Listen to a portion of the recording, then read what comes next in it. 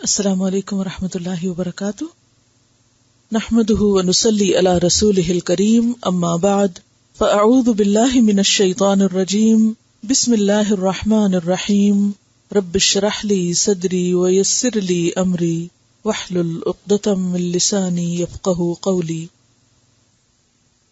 کل ہم نے بات کی تھی کہ جب کوئی قرآن پاک کی آیت پڑھی جا رہی ہو یا اذان ہو رہی ہو تو ہمیں خاموشی اختیار کرنی چاہیے۔ اگر ایک شخص بول رہا اور دوسرا جواب نہ دے تو وہ بول سکتا ہے، کتنی دیر بول سکتا ہے؟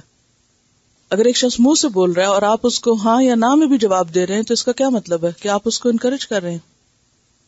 ایسا ضرور ہوتا ہے کہ جب کوئی غلط کر رہا اور اسے روکا جائے تو اس کو برا لگتا ہے، کیونکہ ہمیں کبھی بھی ہماری مرضی کے خلاف کچھ ہو تو اچھا نہیں لگتا۔ لیکن اگر قرآن پڑھنے والے ہی اس پر عمل نہیں کریں گے تو پھر آپ کسی اور کے پاس کیا لے جائیں گے کہ وہ اس پر عمل کرے؟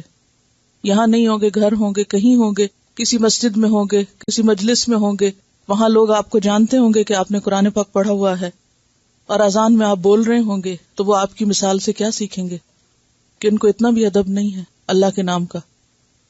ایسی کون سی ضروری بات ہو سکتی ہے کہ جو اذان میرے خیال 2 منٹ لگتی ہوگی، ٹائمنگز کر لیجئے نیکسٹ ٹائم کہ کتنی دیر لگتی ہے، کہ جو ہم 2 منٹ کے صبر نہ کر سکیں۔ ایسی کون سی شدید ایمرجنسی ہو سکتی ہے؟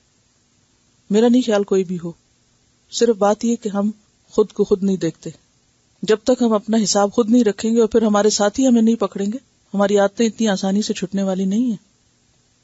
یا تو آپ دلیل سے کہیں کہ آپ غلط کہہ رہی ہیں، آپ کو یہ کہنا نہیں چاہیے، اور اگر جو کہا جا رہا ہے وہ صحیح ہے تو پھر آپ کو وہ کرنا بھی چاہیے۔ اور کچھ نہیں، صرف احساس کی بات ہے، کیونکہ فَإِنَّهَا مِن تَقْوَى الْقُلُوبِ ہے۔ دلوں میں تقویٰ ہو تو ہو ہی نہیں سکتا کہ اللہ کا نام لیا جا رہا اور پھر انسان کے لب کھلیں، وہ تو وہیں رک جائے گا، روک لے گا اپنے آپ کو۔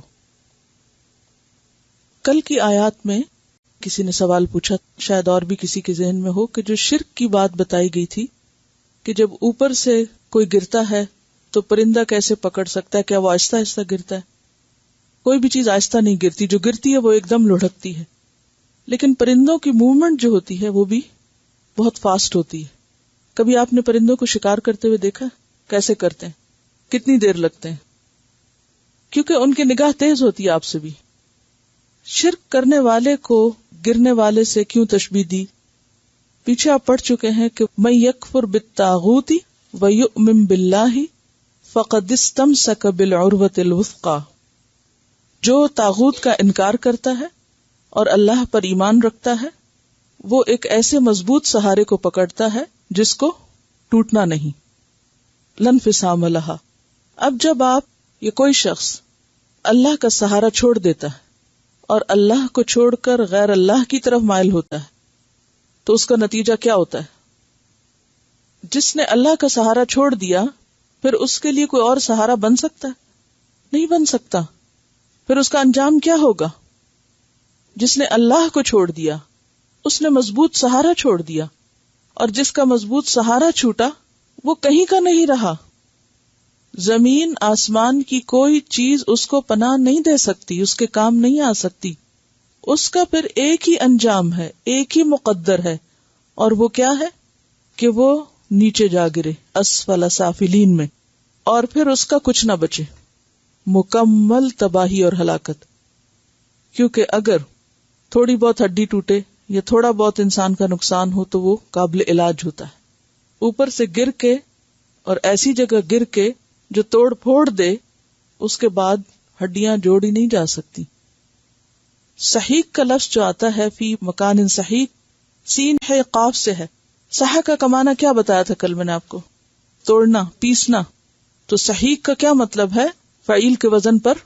بولے، توڑنے والا۔ صحیح فعیل بمانا فاعل یا مفعول، تو اس کا معنی دور بھی ہے اور اس کا معنی کیا ہے؟ توڑنا بھی ہے۔ یعنی ایسی جگہ جا گرے کہ جہاں وہ ٹوٹ پھوٹ جائے، ٹکڑے ٹکڑے ہو جائیں اس کے، اور ان ٹکڑوں کو دوبارہ جوڑا نہ جا سکے۔ واضح؟ چلیے سبق نمبر 170 آیت نمبر 38 سے 64 تک، لیسن نمبر 170 آیت نمبر 38 to 64۔ لفظی ترجمہ، ان اللہ، بے شک اللہ تعالی، یدافع، مدافعت کرتا ہے، ان الذین آمنوا، ان لوگوں کی طرف سے جو ایمان لائے، ان اللہ، بے شک اللہ تعالی، لا یحب، نہیں پسند کرتا، کل، ہر، خوان، خیانت کار، کفور، ناشکرے کو، اذن، اجازت دے دی گئی، للذین، ان لوگوں کو، یقاتلون، جو جنگ کیے جاتے ہیں، بأنہم، کیونکہ وہ، ظلموا، ظلم کیے گئے، وَإِنَّ اللَّهَ، اور بے شک اللہ تعالی، علی نصرہم، ان کی مدد پر، لقدیر، البتہ قدرت رکھنے والا ہے، قادر ہے، الذین، وہ لوگ، اخرجو، جو نکالے گئے، من دیارہم، اپنے گھروں سے، بغیر حق، ناحق، الا، مگر، ان یقولوا، یہ کہ وہ کہتے ہیں،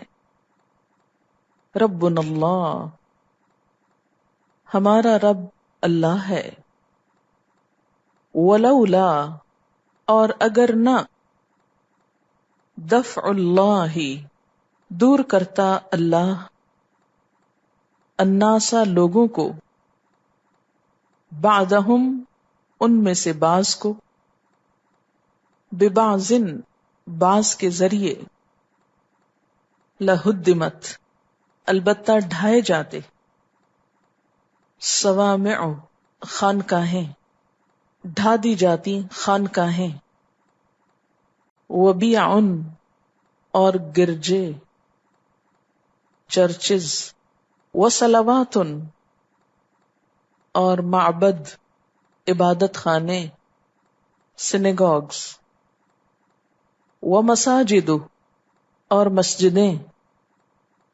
یذکر، ذکر کیا جاتا ہے، فیہا، ان میں، اسم اللہ، اللہ کا نام، کثیرن، بہت سا، وَلَيَنْصُرَنَّ اللَّهُ، اور البتہ ضرور مدد کرے گا اللہ، مَن يَنْصُرُهُ، جو مدد کرے گا اس کی، ان اللہ، بے شک اللہ تعالی، لقوی، البتہ قوت والا ہے، عزیز، زبردست ہے، الذین، وہ لوگ، ان، اگر، مکناہم، قدرت دیں ہم ان کو، فی الارض، زمین میں، اقاموا الصلاۃ، قائم کریں نماز کو، وآتوا الزکاۃ، اور دیں زکوٰۃ کو، وامروا، اور حکم دیں، بالمعروف، نیکی کا، ونہوا، اور روکیں، عن المنکر، برائی سے، وللہ، اور اللہ کے لیے ہے، عاقبت، انجام، الامور، سب کاموں کا، وَإِن يُكَذِّبُوكَ، اور اگر وہ جھٹلاتے ہیں آپ کو، فقط، تو تحقیق، کذبت، جھٹلایا، قبلہم، ان سے پہلے، قوم نوح، قوم نوح نے، وعاد، اور عاد نے، وثمود، اور سمود نے، وقوم ابراہیم، اور قوم ابراہیم نے، وقوم لوط، اور قوم لوط نے، واصحاب مدین، اور مدین والوں نے، وکذب، اور جھٹلائے گئے، موسیٰ علیہ السلام، فاملیت، تو میں نے ڈھیل دی، للکافرین، کافروں کو، ثم، پھر، اخذتہم، میں نے پکڑ لیا ان کو، فکیف کان، تو کس طرح تھا، نکیر میرا عذاب، سزا، فکأین تو کتنی ہی، من قریۃ بستیوں میں سے، اہلکناہا ہلاک کیا ہم نے ان کو، وہی ظالمۃ اور وہ ظالم تھی، فہی خاویۃ تو وہ گری پڑی تھی،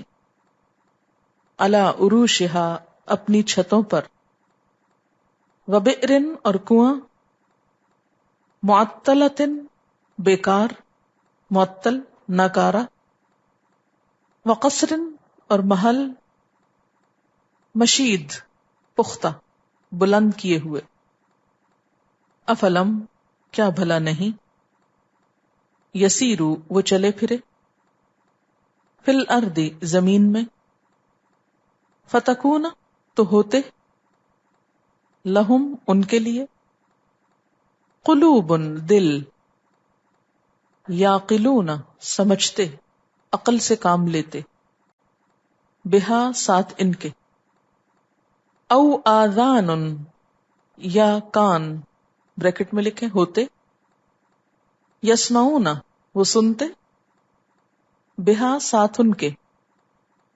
فإنہا تو بے شک وہ، بات یہ ہے بریکٹ میں، لا تعمی نہیں اندھی ہوتی، الابصار آنکھیں، ولیکن لیکن، تعمی اندھے ہو جاتے ہیں، القلوب دل، التی وہ جو، فی الصدور سینوں میں ہیں، وَيَسْتَعْجِلُونَكَ اور وہ جلدی مانگتے ہیں آپ سے، بالعذاب عذاب، وَلَن يُخْلِفَ اللَّهُ وَعْدَهُ اور ہرگز نہ خلاف کرے گا اللہ اپنے وعدے کا، وَإِنَّ يَوْمًا اور بے شک ایک دن، عند ربک تیرے رب کے نزدیک، کألف سنۃ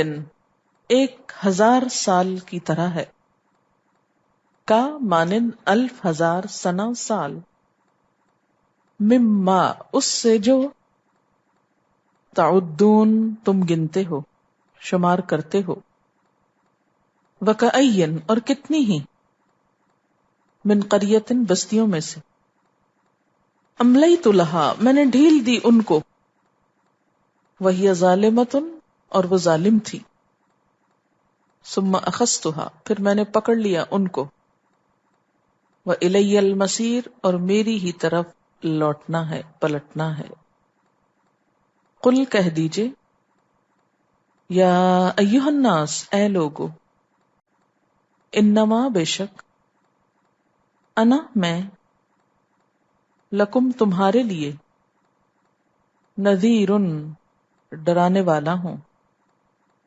مبین کھلم کھلا، فالذین تو وہ لوگ، آمنو جو ایمان لائے، وعملوا الصالحات اور انہوں نے عمل کیے اچھے، لہم ان کے لیے، مغفرۃ بخشش ہے، ورزق کریم اور رزق ہے عزت والا، والذین اور وہ لوگ، سعوا جنہوں نے سعی کی کوشش کی، فی آیاتنا ہماری آیات میں، معاجزین عاجز کرنے والے بن کر، ہرانے والے ہو کر، اولئک یہی لوگ، اصحاب الجحیم جہنم والے ہیں، وما ارسلنا اور نہیں بھیجا ہم نے، من قبلک آپ سے پہلے، من رسول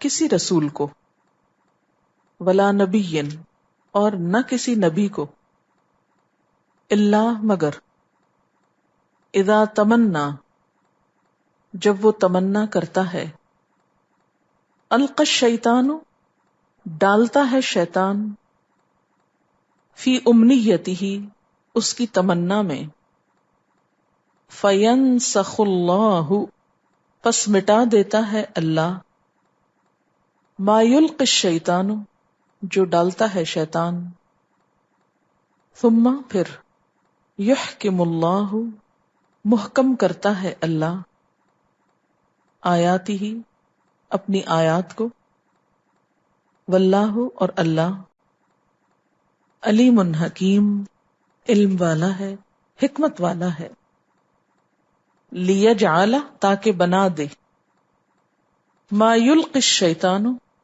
جو ڈالتا ہے شیطان، فتنتن، فتنہ، للذین، ان لوگوں کے لیے، فی قلوبہم، جن کے دلوں میں، مردن، کوئی بیماری ہے، والقاسیۃ، اور سخت ہیں، قلوبہم، دل ان کے، وَإِنَّ الظَّالِمِينَ، اور یقیناً ظالم لوگ، لفی شقاق بعید، البتہ دور کی مخالفت میں ہے، وَلِيَعْلَمَ الَّذِينَ، اور تاکہ جان لیں وہ لوگ، اوتوا العلم، جو دیے گئے علم، انہ الحق، کہ بے شک وہ حق ہے، من ربک، تیرے رب کی طرف سے، فیؤمنوا، پھر وہ ایمان لے آئیں، بہ، ساتھ اس کے، فتخبت، پھر عاجزی کریں، لہو، اس کے لیے، قلوبہم، ان کے دل، وَإِنَّ اللَّهَ، اور بے شک اللہ تعالی، لَهَادِ الَّذِينَ، البتہ راہ دکھاتا ہے ان لوگوں کو، آمنوا، جو ایمان لائے، الی صراط مستقیم، سیدھے راستے کی طرف، ولا یزال الذین، اور ہمیشہ رہیں گے وہ لوگ، کفروا، جنہوں نے کفر کیا، فی مریۃ، شک میں، منہ، اس کی طرف سے، حتی، یہاں تک کہ، تأتیہم الساعۃ، آ جائے گی ان کے پاس گھڑی، قیامت کی، الساعہ، قیامت کی گھڑی، بغتتاً، اچانک، او یأتیہم، یا آ جائے گا ان کے پاس، عذاب یوم عقیم، عذاب نحس دن کا، بانجھ دن کا،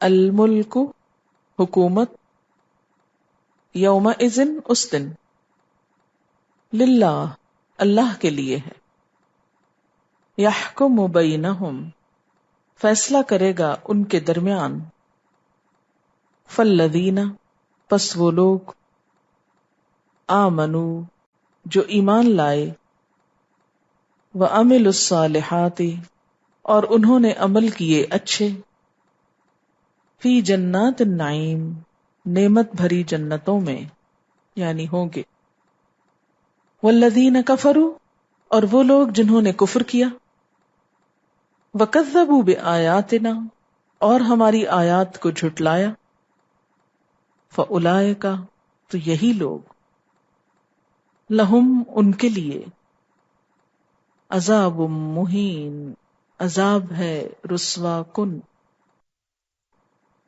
والذین، اور وہ لوگ، ہاجروا، جو ہجرت کریں یا جنہوں نے ہجرت کی، فی سبیل اللہ، اللہ کے راستے میں، ثم قتلوا، پھر قتل کیے گئے، او ماتوا، یا مر گئے، لَيَرْزُقَنَّهُمُ اللَّهُ، البتہ ضرور رزق دے گا ان کو اللہ، رزقاً حسنا، اچھا رزق، وَإِنَّ اللَّهَ، اور بے شک اللہ تعالی، لَهُوَ، البتہ وہ، خیر الرازقین، بہترین رازق ہے، لَيُدْخِلَنَّهُمْ مُدْخَلًا، البتہ وہ ضرور داخل کرے گا ان کو،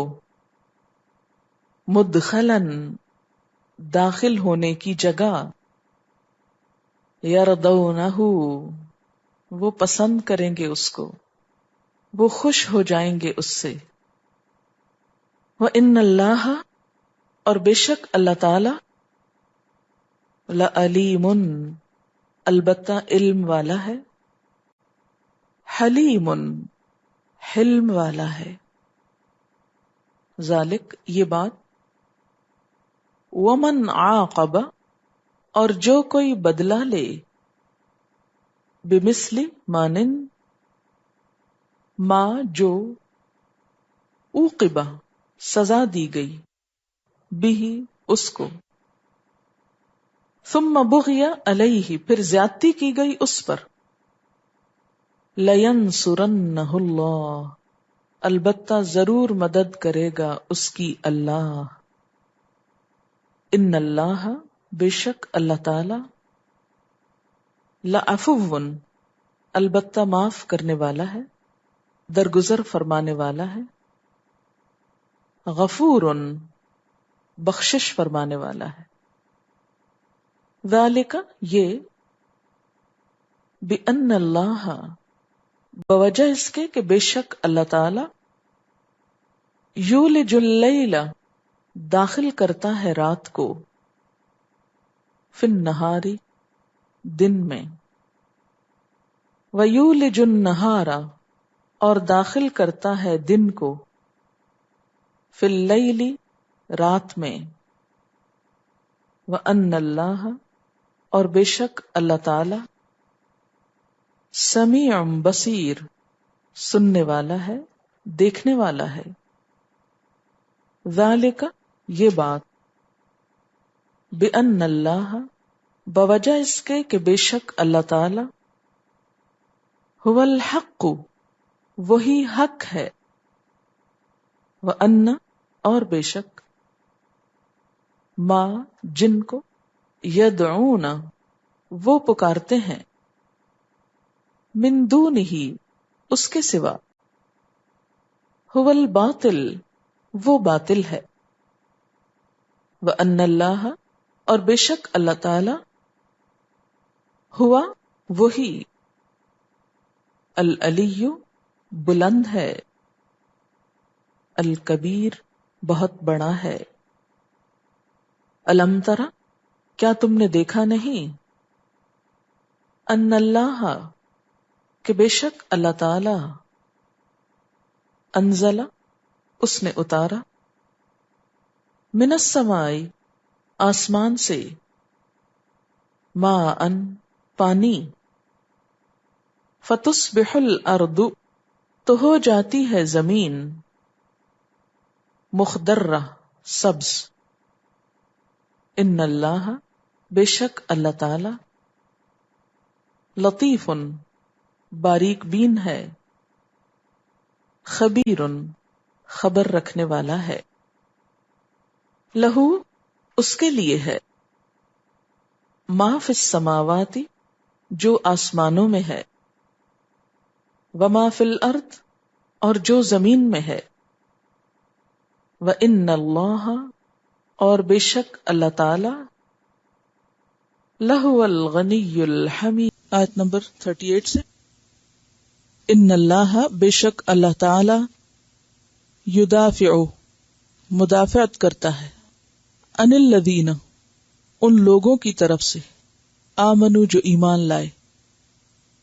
دال فی عین دفع ان کا معنی ہوتا ہے کسی چیز کو دور کرنا، ہٹانا، اور خاص طور پر اس کے بعد جب ان لگ جائے تو دفع ان یعنی کسی سے کوئی چیز جو اسے نقصان دے رہی ہو اس کو ہٹا دینا، دور کر دینا۔ تو اللہ دور کرتا ہے ان لوگوں سے جو ایمان لائے۔ کیا دور کرتا ہے؟ ان کو نقصان دینے والی چیزیں۔ جو لوگ اہل ایمان کی مخالفت میں طرح طرح کے ہتھیار استعمال کر رہے ہیں، مختلف طرح کی کوششیں کر رہے ہیں، اللہ ان کی کوششوں کو کامیاب نہ ہونے دے گا۔ سورت مکی ہے اور مکہ میں آپ سب جانتے ہیں کہ مسلمانوں کی شدید مخالفت ہو رہی تھی، اور اس مخالفت میں، چونکہ مکی دور کی آخری صورتوں میں سے ہے، اس مخالفت میں یوں معلوم ہوتا تھا کہ جیسے اب سروائیول کے کوئی چانسز نہیں، سب ختم ہو جائے گا، یعنی بالکل نا امیدی کی کیفیت پیدا ہو چکی تھی. تو اس موقع پر کیا کہا گیا کہ اللہ دفاع کرے گا، وہ سارا ضرر اور شر اور مخالفت دور کر دے گا، اپنے پیغمبر کی مدد کرے گا. ان اللہ یدافع عن الذین آمنوا، اہل ایمان کو سہارا دے گا، جیسا کہ قرآن پاک کی سورۃ الطلاق آیت نمبر 3 سے بھی ہمیں پتہ چلتا ہے کہ وَمَن يَتَوَكَّلْ عَلَى اللَّهِ فَهُوَ حَسْبُهُ، جو اللہ پہ توکل کرتا ہے وہ اس کے لیے کافی ہو جاتا ہے. ان اللہ بالغ امرہ، بے شک اللہ اپنے کام کو پہنچنے والا ہے. الزمر 36 میں آتا ہے الیس اللہ بکاف عبدہ، کیا اللہ اپنے بندے کو کافی نہیں ہے. سورۃ الروم 47 میں آتا ہے وکان حقا علینا نصر المؤمنین، مومنوں کی مدد ہمارے ذمہ ہے، ہم ضرور مدد کریں گے. اور سورۃ غافر 51 میں انا لننصر رسلنا والذین آمنوا، یقیناً ہم ضرور مدد کریں گے اپنے رسولوں کی اور ان کی جو ایمان لائے. بے شک اللہ مدافعت کرتا ہے ان لوگوں سے جو ایمان لائے، اور ان کے مخالفین کی مدد نہیں کرے گا. کیوں؟ اس لیے کہ ان اللہ، بے شک اللہ تعالی، لا یحب، نہیں پسند کرتا، کس کو؟ کل، ہر، خوان، خیانت کار، کفور، ناشکرے کو. اللہ اہل ایمان سے محبت رکھتا ہے، خیانت کرنے والوں سے، ناشکرے لوگوں سے محبت نہیں رکھتا، لہذا وہ ایمان والوں کی تو مدد فرمائے گا اور اس کے مقابلے میں خیانت کاروں کی مدد نہیں کرے گا. اور خیانت کار سے مراد یہاں کون ہے؟ اہل مکہ. اور کفور بھی وہی ہیں، کیونکہ انہوں نے اللہ کی سب سے بڑی نعمت کی ناقدری کی. کس نعمت کی؟ کہ نبی صلی اللہ علیہ وسلم کو ان کے درمیان مبعوث فرمایا. اور خوان کا لفظ جو ہے وہ خائن سے ہے. خائن کہتے ہیں خیانت کرنے والے کو، اور خوان اس سے کیا ہے؟ مبالغے کا صیغہ ہے، بہت زیادہ خیانت کرنے والا، دغا باز، دھوکے باز.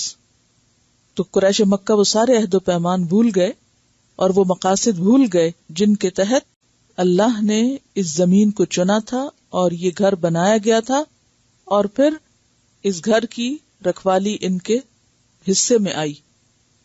تو انہوں نے ان تمام چیزوں کو چھوڑ کر خود ساختہ دین اختیار کر لیا، یعنی شرک کا مذہب اور طور طریقے.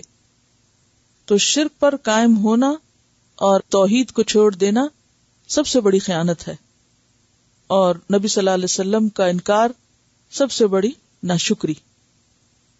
اذن للذین، اب یہاں یہ جو آیت ہے یہ مدنی آیت ہے، جیسے شروع میں بتا دیا گیا تھا کہ سورت کے اندر کچھ آیات ایسی ہیں کہ جو مکہ میں نازل ہوئی اور کچھ مدینہ میں. اذن للذین، اجازت دے دی گئی ان لوگوں کو، یقاتلون، جو جنگ کیے جاتے ہیں. کس بات کی؟ کہ وہ بھی جنگ کر سکیں، وہ بھی جواب دے سکیں. کیوں اجازت دی گئی؟ بِأَنَّهُمْ ظُلِمُوا، کیونکہ وہ ظلم کیے گئے ہیں، ان پہ ظلم ڈھائے گئے ہیں. مکہ میں جب مسلمانوں پر ظلم و ستم ڈھایا جا رہا تھا تو اس وقت بعض جرأت مند صحابہ نے عرض کیا کہ اللہ کے رسول صلی اللہ علیہ وسلم ہمیں ان کو جواب دینے کی اجازت دی جائے. لیکن اس وقت انہیں اجازت نہیں دی گئی. کیوں؟ اس لیے کہ مسلمان اس وقت کمزور تھے، تھوڑے تھے، اگر جنگ چھیڑ بیٹھتے تو بچنا مشکل تھا. حالات اس چیز کی اجازت نہیں دیتے تھے. لہذا اذن للذین یقاتلون بانہم ظلموا، جب مسلمان مکہ سے ہجرت کر کے مدینہ چلے گئے اور وہاں انہیں کچھ امن چین نصیب ہوا، پھر مدینہ والوں کی طاقت ساتھ ملی، مضبوط ہوئے، اب انہیں اجازت دے دی گئی کہ وہ اپنے اوپر حملہ آور ہونے والوں کے خلاف جنگ کر سکتے ہیں، اپنا دفاع کر سکتے ہیں. اور قتال فی سبیل اللہ کے بارے میں یہ پہلی آیت ہے جس میں صرف اجازت دی گئی. اس کے بعد سورۃ البقرہ کی وہ آیات ہیں جن میں جنگ کا حکم دیا گیا. وَقَاتِلُوا فِي سَبِيلِ اللَّهِ الَّذِينَ يُقَاتِلُونَكُمْ، جنگ کرو اللہ کے راستے میں ان لوگوں سے جو تم سے جنگ کرتے ہیں. وَإِنَّ اللَّهَ، اور بے شک اللہ تعالی، عَلَى نَصْرِهِمْ، ان کی مدد پر، لقدیر، البتہ قادر ہے. کن کی مدد پر؟ اہل ایمان کی مدد پر، کیونکہ اللہ ان کا دفاع کرے گا. کون اہل ایمان؟ الذین اخرجوا من دیارہم، وہ لوگ جو نکالے گئے اپنے گھروں سے، یعنی مکہ سے. دیار کس کی جمع ہوتی ہے؟ دار کی. بغیر حق، نا حق، الا مگر، ان یقولوا، کہ وہ کہتے ہیں، ربنا اللہ، رب ہمارا اللہ ہے. وہ لوگ جو اپنے گھروں سے ناحق نکالے گئے، قصور ان کا کیا تھا؟ کہ وہ اللہ کو اپنا رب مانتے تھے.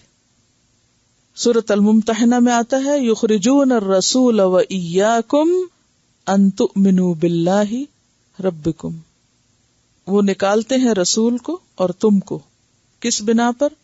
کہ تم اللہ پر ایمان رکھتے ہو جو تمہارا رب ہے.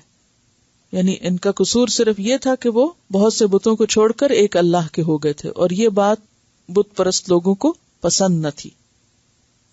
ساری مخالفت کی بنیاد یہی تھی. سورۃ البروج آیت 8 میں آتا، وَمَا نَقَمُوا مِنْهُمْ إِلَّا أَن يُؤْمِنُوا بِاللَّهِ الْعَزِيزِ الْحَمِيدِ وَلَوْلَا دَفْعُ اللَّهِ النَّاسَ، اور اگر نہ دور کرتا اللہ لوگوں کو، بعدہم، ان میں سے بعض کو، ببعضن، بعض کے ذریعے، اگر اللہ بعض لوگوں کو بعض کے ذریعے دور نہ کرتا، دفع نہ کرتا، ہٹاتا نہیں، تو کیا ہوتا؟ لہدمت، البتہ ڈھا دیے جاتے. ہدم ڈھانے کو کہتے ہیں. ہا دال میم، ہدم. اردو میں استعمال ہوتا ہے منہدم، انہدام بھی. اور اس کے لیے دعا بھی ہے نا، اللہم انی اعوذ بک من التردی والہدم، کہ اللہ میں اوپر سے گرنے سے پناہ چاہتی ہوں، اور اس سے کہ کوئی چھت میرے اوپر آ گرے، اور غرق سے اور حرق سے، یعنی ایسی تمام آفتوں سے مجھے بچا کے رکھنا. لہدمت، البتہ ڈھا دیے جاتے، گرا دیے جاتے. کیا؟ صوامع، خانقاہیں، راہبوں کے معبد. صوامع صومعۃن کی جمع ہے. پہاڑوں اور جنگلوں میں، یعنی آبادیوں سے الگ تھلگ بنائے گئے وہ عبادت خانے جہاں راہب رہتے ہیں، یعنی تارک الدنیا، فقیر رہتے ہیں. وبیعن، بیعتن کی جمع، عبادت گھر، کرسچنز کے لیے خاص، یعنی چرچز، کنیسے. وصلواتن، اور عبادت گاہیں یہود کی، یعنی سینیگوگز. ومساجد، مساجد مسجد کی جمع، مسلمانوں کی عبادت گاہ. یعنی پھر عبادت گاہیں ڈھا دی جاتی جن میں تنہائی میں لوگ عبادت کرتے ہیں یا مل جل کے کرتے ہیں، وہ عیسائیوں کے ہیں یا یہود کے ہیں یا مسلمانوں کے. یذکر فیہا اسم اللہ کثیرا، وہ مسجدیں جن میں ذکر کیا جاتا ہے اللہ کا نام کثرت سے، یعنی وہ باقی نہ رہتے. مراد اس بات سے کیا ہے کہ اگر دنیا میں کسی ایک قوم کا اقتدار طویل عرصے تک باقی رہے تو اس کے اندر گھمنڈ اور سرکشی پیدا ہو جاتی. جب زیادہ دیر تک ایک شخص کو اقتدار ملا رہے یا ایک قوم کو، تو ان کے اندر ایروگنس پیدا ہو جاتی. وہ اپنے غلط کاموں کو بھی صحیح سمجھنے لگتے ہیں، سرکشی کرتے ہیں. تو اللہ تعالیٰ نے ایک قانون رکھا ہے، قانون دفع. دفع کا معنی ہٹانے کا، بعض کو بعض کے ذریعے ہٹانے کا. اور اس کے ذریعے ایک روک لگا دی جاتی ہے کہ ایک خاص حد سے زیادہ آگے کوئی قوم بڑھ نہیں سکتی. جب بھی کوئی قوم ظلم و ستم کرنے لگتی ہے تو پھر وہیں سے اس کا زوال شروع ہو جاتا ہے.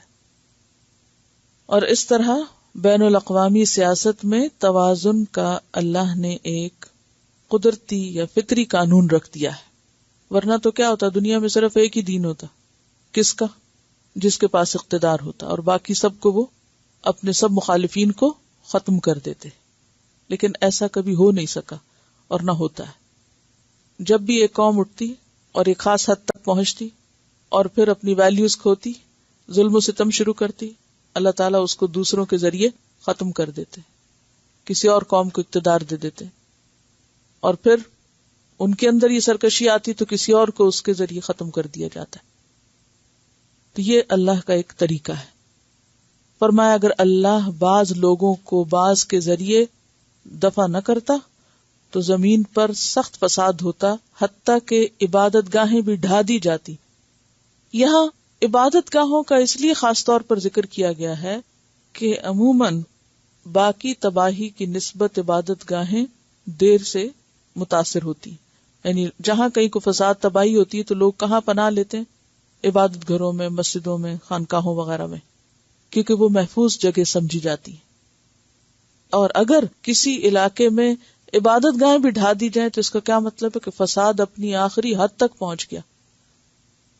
اللہ تعالیٰ نے دنیا میں چونکہ انسانوں کو کام کرنے کا موقع دے رکھا ہے، اس لیے جب تک دنیا باقی ہے یہ طریقہ کار چلتا رہے گا حتیٰ کہ سب اپنے انجام کو پہنچ جائیں.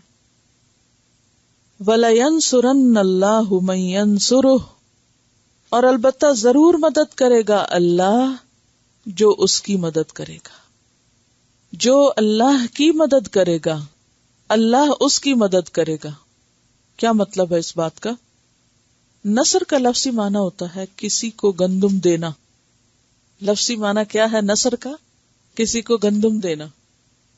گندم دینا جو ہے اس کو مدد کیوں شمار کیا گیا؟ کیونکہ اس پر زندگی کا انحصار ہے. شاید آپ نے کبھی کسی ایسے علاقے میں کچھ وقت گزارا ہو یا کبھی رہنے، سننے، دیکھنے کا موقع ملا ہو کہ جہاں لوگوں کے لیے گندم کرنسی کا درجہ رکھتی، وہ گندم دے کر ضروریات زندگی خریدتے ہیں. آپ نے دیکھا ہوگا کہ جیسے یہاں پر آپ لوگ مختلف چیزوں کے لیے کانٹریکٹ کر لیتے ہیں نا، سال کا کانٹریکٹ. کوئی مشین آپ نے خریدی تو آپ اس کی مینٹیننس کے لیے کیا کرتے ہیں؟ 1 سال کے لیے وہ کر لیتے ہیں. اچھا اب کیا ہوتا ہے کہ سال بھر کے آپ پیمنٹ اکٹھی کر دیتے ہیں اور پھر جب آپ کا جی چاہتا ہے یا ضرورت پڑتی ہے آپ اس کو بلا لیتے ہو، نہیں ضرورت پڑتی تو نہیں بلاتے. تو گاؤں میں عام طور پہ کیا ہوتا ہے کہ 2 بوری گندم، 4 بوری گندم پر آپ موچی کو، نائی کو، فلاں دھوبی کو ایک طرح سے اس سے سال بھر کا کانٹریکٹ کر لیتے ہیں، اور پھر جب آپ کو ضرورت پڑتی ہے آپ اپنا کام کروا لیتے ہیں. اور بعض اوقات یہ ہوتا ہے کہ ادھار پر بھی ہوتی ہے کہ جب گندم آئے گی تو پھر اتنی تمہیں دے دی جائے گی. تو قدیم زمانے سے یہ سلسلہ چلا آ رہا ہے. اب بھی آپ دیکھیں کہ غریب قوموں کو جو مدد دی جاتی ہے امیر قوموں سے، وہ عموماً گندم گیہوں کی شکل میں ہوتی ہے. ٹھیک ہے، تو یہ اوریجنلی عربی میں آپ دیکھیں کہ جو الفاظ ہیں وہ بہت میننگ فل ہیں. تو نصرہ کا معنی ہوتا ہے کسی کو گندم دینا، کیونکہ اگر کسی کے گھر دانے ہوں گے نا، گندم ہوگی، تو کملے بھی سیانے ہوں گے، یعنی وہ پھر بھوکے نہیں مرتے، وہ مدد یافتہ ہیں. یعنی کہ ان کی مدد ہو گئی، یعنی ان کو کوئی فکر نہیں ہوتی. جس کے گھر گندم ہے تو وہ بھوکا نہیں مرتا، یعنی گویا سب کچھ ہے، وہ اپنے آپ کو مطمئن سمجھتا. اور پھر اس کے بعد ڈکشنری میں یا لغت میں یہ معنی جو ہے وہ مدد کرنے کے معنوں میں آ گئی، یعنی کسی کی مدد کرنا.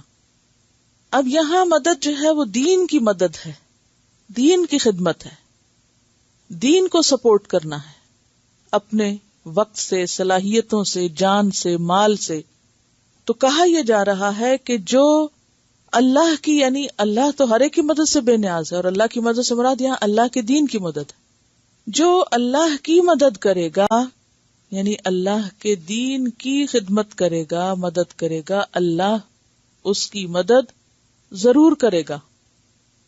یعنی اگر آپ جو کچھ آپ کے پاس ہے وہ دین کے لیے لگاتے ہیں تو نتیجتاً کیا ہوگا کہ آپ کی بھی مشکلات حل ہوں گی، آسان ہوں گی. لیکن عام طور پر کیا رجحان پایا جاتا ہے اس میں؟ آپ دیکھیے کہ ہر جگہ، ہر موقع، محل، علاقے، وقت، حالات کی ضروریات کے مطابق ہر ایک کا رول مختلف ہے. مثلا صحابیات جنگوں میں کیا کیا کرتی تھی؟ وہ مختلف کام کرتی تھی. مثلا زخمیوں کو مرہم پٹی کرتی، کھانا پکاتی، جو زخمی ہو جاتے ان کو پانی پلاتی، اسی طرح بعض اوقات تلوار بھی اٹھائی ضرورت کے وقت. حضرت صفیہ نے وہ ڈنڈا اٹھایا تھا جب انہیں محسوس ہوا کہ پیچھے سے کوئی حملہ آور ہو رہا ہے. تو اس میں جو مدد کا پہلو ہے وہ صرف ایک لگے بندے طریقے سے مدد نہیں، بلکہ ہر دور میں، ہر علاقے میں، ہر موقع پر مختلف طریقوں سے مدد کی جائے گی. اصل چیز کیا ہے کہ انسان اپنی ذات اور اپنے آپ سے بڑھ کر اپنے دین کو عزیز اور مقدم رکھے، کیونکہ دین پر چلنا قربانی مانگتا ہے. کیا مانگتا؟ قربانی مانگتا ہے. دنیا میں آپ دیکھیے کہ ہر چیز، ہر کام کے پیچھے کیا ہے؟ قربانی. کوئی بھی کام قربانی کے بغیر نہیں ہوتا. ہر چیز میں سیکریفائس کا پہلو. ماں اپنے نیند، آرام، صحت کی قربانی دیتی ہے تو بچے پیدا کرتی ہے اور پالتی ہے اور بڑھاتی ہے. باپ اپنے وقت کی اور بہت سی خواہشوں کی قربانی کرتا ہے تو کما کے لاتا ہے اور خاندان کو پالتا ہے. اسی طرح ہر جگہ پر آپ دیکھیں، ایک گندم کا دانہ قربان ہوتا ہے تو اس سے مزید گندم نکل سکتی ہے. تو ہر جگہ پر قربانی پائی جاتی ہے. بادل قربانی دیتے ہیں تو پانی نیچے آتا ہے اور پھر ہماری زمین سیراب ہوتی ہے. اگر وہ کہیں نہیں، ہماری شخصیت جو ہے وہ متاثر ہوتی ہے اور ہمارا وجود ختم ہوتا ہے اگر ہم برس جائیں تو اس طرح کام نہیں چلتا. تو بات یہ ہے کہ دنیا کے کام بھی قربانی مانگتے ہیں. دنیا کے کاموں میں قربانی دینا عام طور پہ آسان ہوتا ہے. کیوں؟ کیونکہ ہمیں فوری ریوارڈ مل رہا ہوتا ہے. آپ اگر کہیں اپنا وقت لگائیں گے آپ کو جواب میں پیسے مل جائیں گے. آپ شوق سے قربانی دیتے ہیں. لیکن جب دین کے کام کا وقت آتا ہے تو عموماً نقد ریوارڈ نہیں ملا کرتا، یا فوری طور پر آپ کو وہ چیز نہیں ملتی، ریٹرن نہیں ملتا جو دنیا میں محنت یا کوشش کرنے کا ملتا ہے. لہذا بہت سے لوگوں کے لیے دین کی خدمت ایک امتحان بن جاتا ہے. وہ فوراً کیا سوچتے ہیں، ہمیں ملے گا کیا؟ وہ تو کچھ بھی نہیں مل رہا. نہ تو کسی کی تعریف مل رہی ہے، نہ ہی ہمیں کوئی پیسہ مل رہا ہے، نہ ہی اس کے پیچھے ہمیں کوئی شاباش مل رہی ہے. تو کیا فائدہ اپنے آپ کو کھپانے کا، گھلانے کا، لگانے کا؟ یہاں تو کوئی اپریسیشن نہیں، کوئی قدردانی نہیں. وہ چونکہ ینصرن اللہ ہے، معاملہ ڈائریکٹ اللہ کے ساتھ ہے، بندوں کے ساتھ نہیں ہے. کیونکہ اگر کوئی اللہ کے لیے کام کر کے صلے کی توقع بندوں سے رکھتا ہے تو کیا ہوتا ہے؟ جو کر ہی نہیں سکتا، ہو ہی نہیں سکتا. اور اگر اللہ سے رکھتا ہے تو اللہ کے پاس تو بہت زیادہ اس کا اجر اور ثواب ہے، لیکن وہ ملے گا کب؟ وہ ادھار پہ ہے، وہ کل ملے گا. ہے زیادہ اور بڑا لیکن کل ہے. ہاں، یہ الگ بات ہے کہ دنیا میں بھی اللہ تعالی کسی نہ کسی طرح انسان کو لوٹا دیتا ہے. ایسا نہیں کہ دنیا میں بھی نہیں دیتا. ہاں، یہ ہو سکتا ہے کہ جس شکل میں آپ چاہ رہے ہیں اس میں نہ ملے، آپ کو کسی اور طریقے سے ملے جو آپ کے وہم و گمان میں بھی نہ ہو. تو یہاں پر کیا فرمایا؟ وَلَا يَنْصُرَنَّ، تاکید ہے، لام بھی تاکید کا، نون بھی تاکید کا. ضرور ضرور مدد کرے گا اللہ. کس کی؟ مَن يَنْصُرُهُ، جو اس کی مدد کرے گا. یہاں اللہ دین کی خدمت کو اپنا کام اور اپنی خدمت کہہ رہے، حالانکہ وہ تو ہر چیز سے بے نیاز ہے. یہ اپنی طرف نسبت کس لیے کی گئی ان چیزوں کی؟ اس کام کی عظمت اور اہمیت کی وجہ سے. اب پیچھے کہا گیا کہ اللہ دفاع کرتا ہے ایمان والوں کا. وہ دفاع کیسے ہوگا؟ تم خود اٹھو گے تو کچھ ہوگا نا. پھر فرمایا کہ اللہ تعالیٰ نے اجازت دے دی تمہیں جواب دینے کی. پھر فرمایا کہ اللہ تعالیٰ ضرور مدد کرے گا. تو سٹیپ بائی سٹیپ کیا پتا چل رہا ہے کہ اگر تم اللہ کی خاطر ستائے گئے ہو، گھروں سے نکالے گئے ہو، اور پھر تم پر جنگ بھی اب مسلط کی جا رہی، تو ایسی صورت میں تم مت گھبراؤ. اللہ ضرور مدد کرے گا، لیکن اس کے لیے تمہیں نکلنا ہوگا. اور پھر ہم دیکھتے ہیں کہ جنگ بدر میں چاہے تھوڑے تھے، وہ نکلے، اور پھر اللہ کا وعدہ سچا ہوا، مدد آئی، فرشتوں کے ذریعے بھی مدد آئی. اصل مدد تو اللہ ہی کی تھی، لیکن وہ ایمان والوں کے دلوں کو ثبات بخشنا تھا. تو ان حالات میں جن میں یہ آیات نازل ہوئی، ان میں ہم دیکھتے ہیں کہ اللہ کا یہ وعدہ پورا ہوا، سچا نکلا، ایسا ہوا. اور پھر ہر آیت کا ایک عام مفہوم بھی ہوتا ہے، ہر ایک اس کو اپنی سچویشن اور اپنے طریقے اور اپنے راستے پر اپلائی کر سکتا ہے. ہر ایک مختلف حالات میں ہے، ہر دور کی ضروریات مختلف، ہر شخص کا ٹیلنٹ مختلف ہے، ہر شخص کی صلاحیت مختلف، اس کے پاس جو فیسلٹیز اور اپرچونٹیز ہیں وہ مختلف، علم اور قابلیت فرق. تو ہر ایک اپنے آپ کو پہچانے کہ اللہ نے اس کو کیا دیا ہے. اب تک ہمیں جو کچھ بھی ملا، خواہ وہ ذہانت ہے یا علم ہے یا مواقع ہیں، وقت ہے، صحت ہے، زندگی، سب کس نے دی؟ وہ جس وقت چاہے ہم سے کچھ بھی لے سکتا ہے. ہم نے کوئی بھی چیز خود سے نہیں بنائی.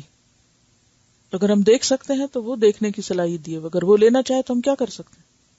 وہ چاہے تو ایک لمحے میں کسی کا دماغ خراب ہو سکتا ہے، وہ سوچنے سمجھنے کے قابل نہ رہے، سارا علم دھرے کا دھرا رہ سکتا ہے، سب بھول سکتا ہے.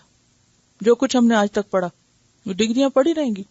اگر اللہ نہ چاہے تو وہ کچھ بھی استعمال نہیں کر سکتے ہم اپنے علم میں سے.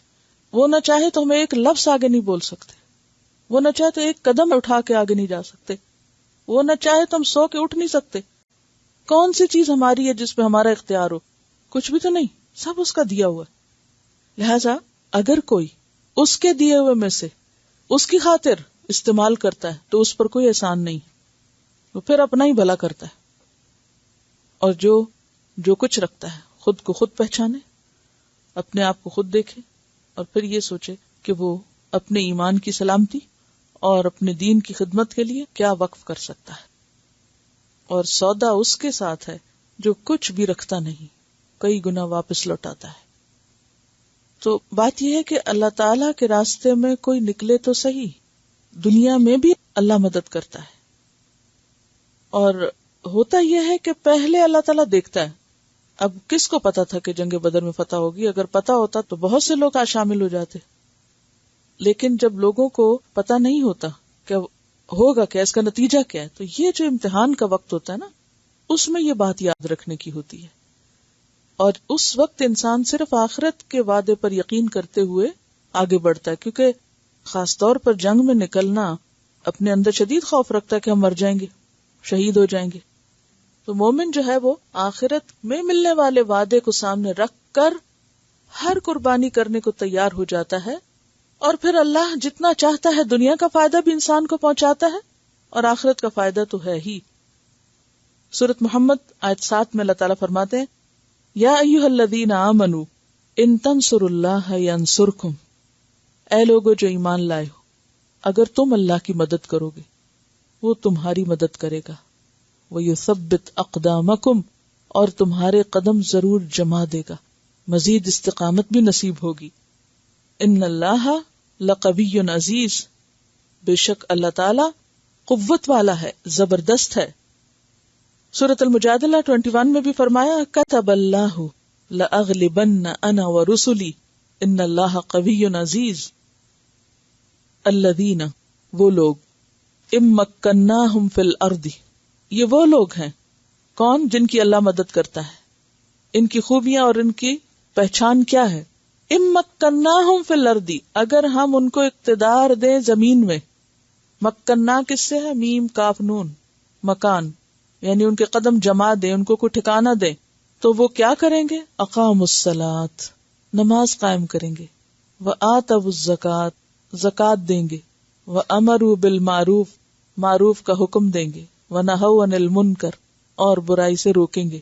وللہ عاقبۃ الامور، اور اللہ کے لیے ہے انجام سارے کاموں کا، تمام امور کا.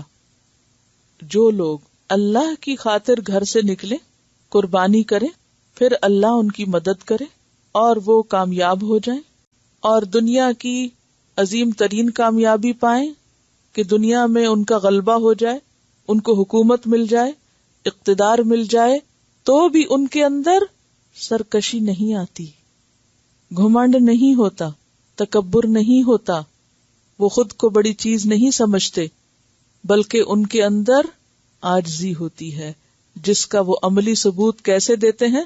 اقاموا الصلاۃ کے ذریعے. تو پہلی صفت ان کی کیا بتائی؟ نماز قائم کریں گے، پھر اللہ کی طرف دوڑیں گے. بہت سے لوگوں کو تو اگر دنیا میں کامیابی مل جائے تو وہ کیا کرتے ہیں؟ سب سے پہلے اللہ ہی کو بھولتے ہیں، اللہ ہی کو چھوڑ دیتے ہیں، اور اللہ کی عبادت اور اطاعت سے منہ موڑ جاتے ہیں۔ وہ لوگ جو خالصتاً اللہ کے لیے نکلے ہیں، واقعی اللہ کے دین کی مدد کریں، تو پھر ان کی عملی زندگی میں بھی دین نظر آئے گا۔ آج آپ دیکھیے کہ بہت سی مسلمان آرگنائزیشنز اور مسلمان جماعتیں اور سب دین کے نام پہ بعض اوقات اکٹھے ہوتے ہیں، اور نمازوں میں غفلت اور تاخیر، اور بعض اوقات جماعت سے بھی پڑھے تو پڑھے، نہیں پڑھے تو نہ پڑھے، ہزاروں کی تعداد میں لوگ جمع ہیں اور نماز ہی کا اہتمام نہیں۔ تو یہ کس قسم کی دین کی خدمت اور کس قسم کی دین کی سربلندی ہے کہ اگر ایک تھوڑا سا موقع کہیں کسی کو ملے کوئی خدمت کرنے کا، تو اس میں پہلا کام کیا ہونا چاہیے؟ اللہ سے ایک مضبوط تعلق کا عملی اظہار، اقام الصلاۃ، اور پھر دوسرا انفاق فی سبیل اللہ، جس میں فریضہ پہلے آتا ہے، زکوٰۃ کی ادائیگی، وَأَمَرُ بِالْمَعْرُوفِ، اور نیکی کا حکم دینا، نیکیوں کو عام کرنا، وَنَهَوْا عَنِ الْمُنْکَرِ، اور برائیوں سے روکنا۔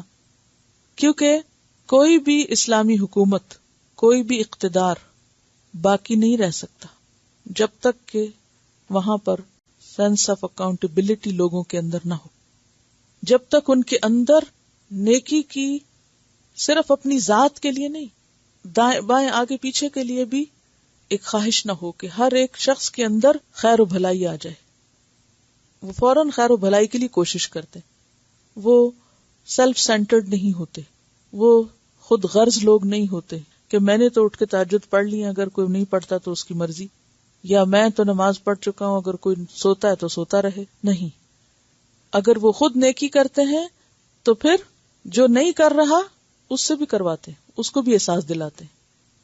پہلی دو صفات جو ہیں، اقام الصلاۃ اور آتوا الزکوٰۃ، کیا ان کا پرسنل عمل ہے، ذاتی عبادت، اور پھر امر بالمعروف کیا ہے کہ صرف خود کر کے ہی مطمئن نہیں بلکہ دوسروں کو بھی کرواتے ہیں، وَنَهَوْا عَنِ الْمُنْکَرِ، اور برائیوں کی روک تھام کرتے رہتے ہیں۔ دیکھیے، کوئی بھی حکومت اور کوئی بھی نظام جو ہے کامیاب نہیں ہو سکتا جسے عوام کی سپورٹ نہ ہو، ٹھیک ہے؟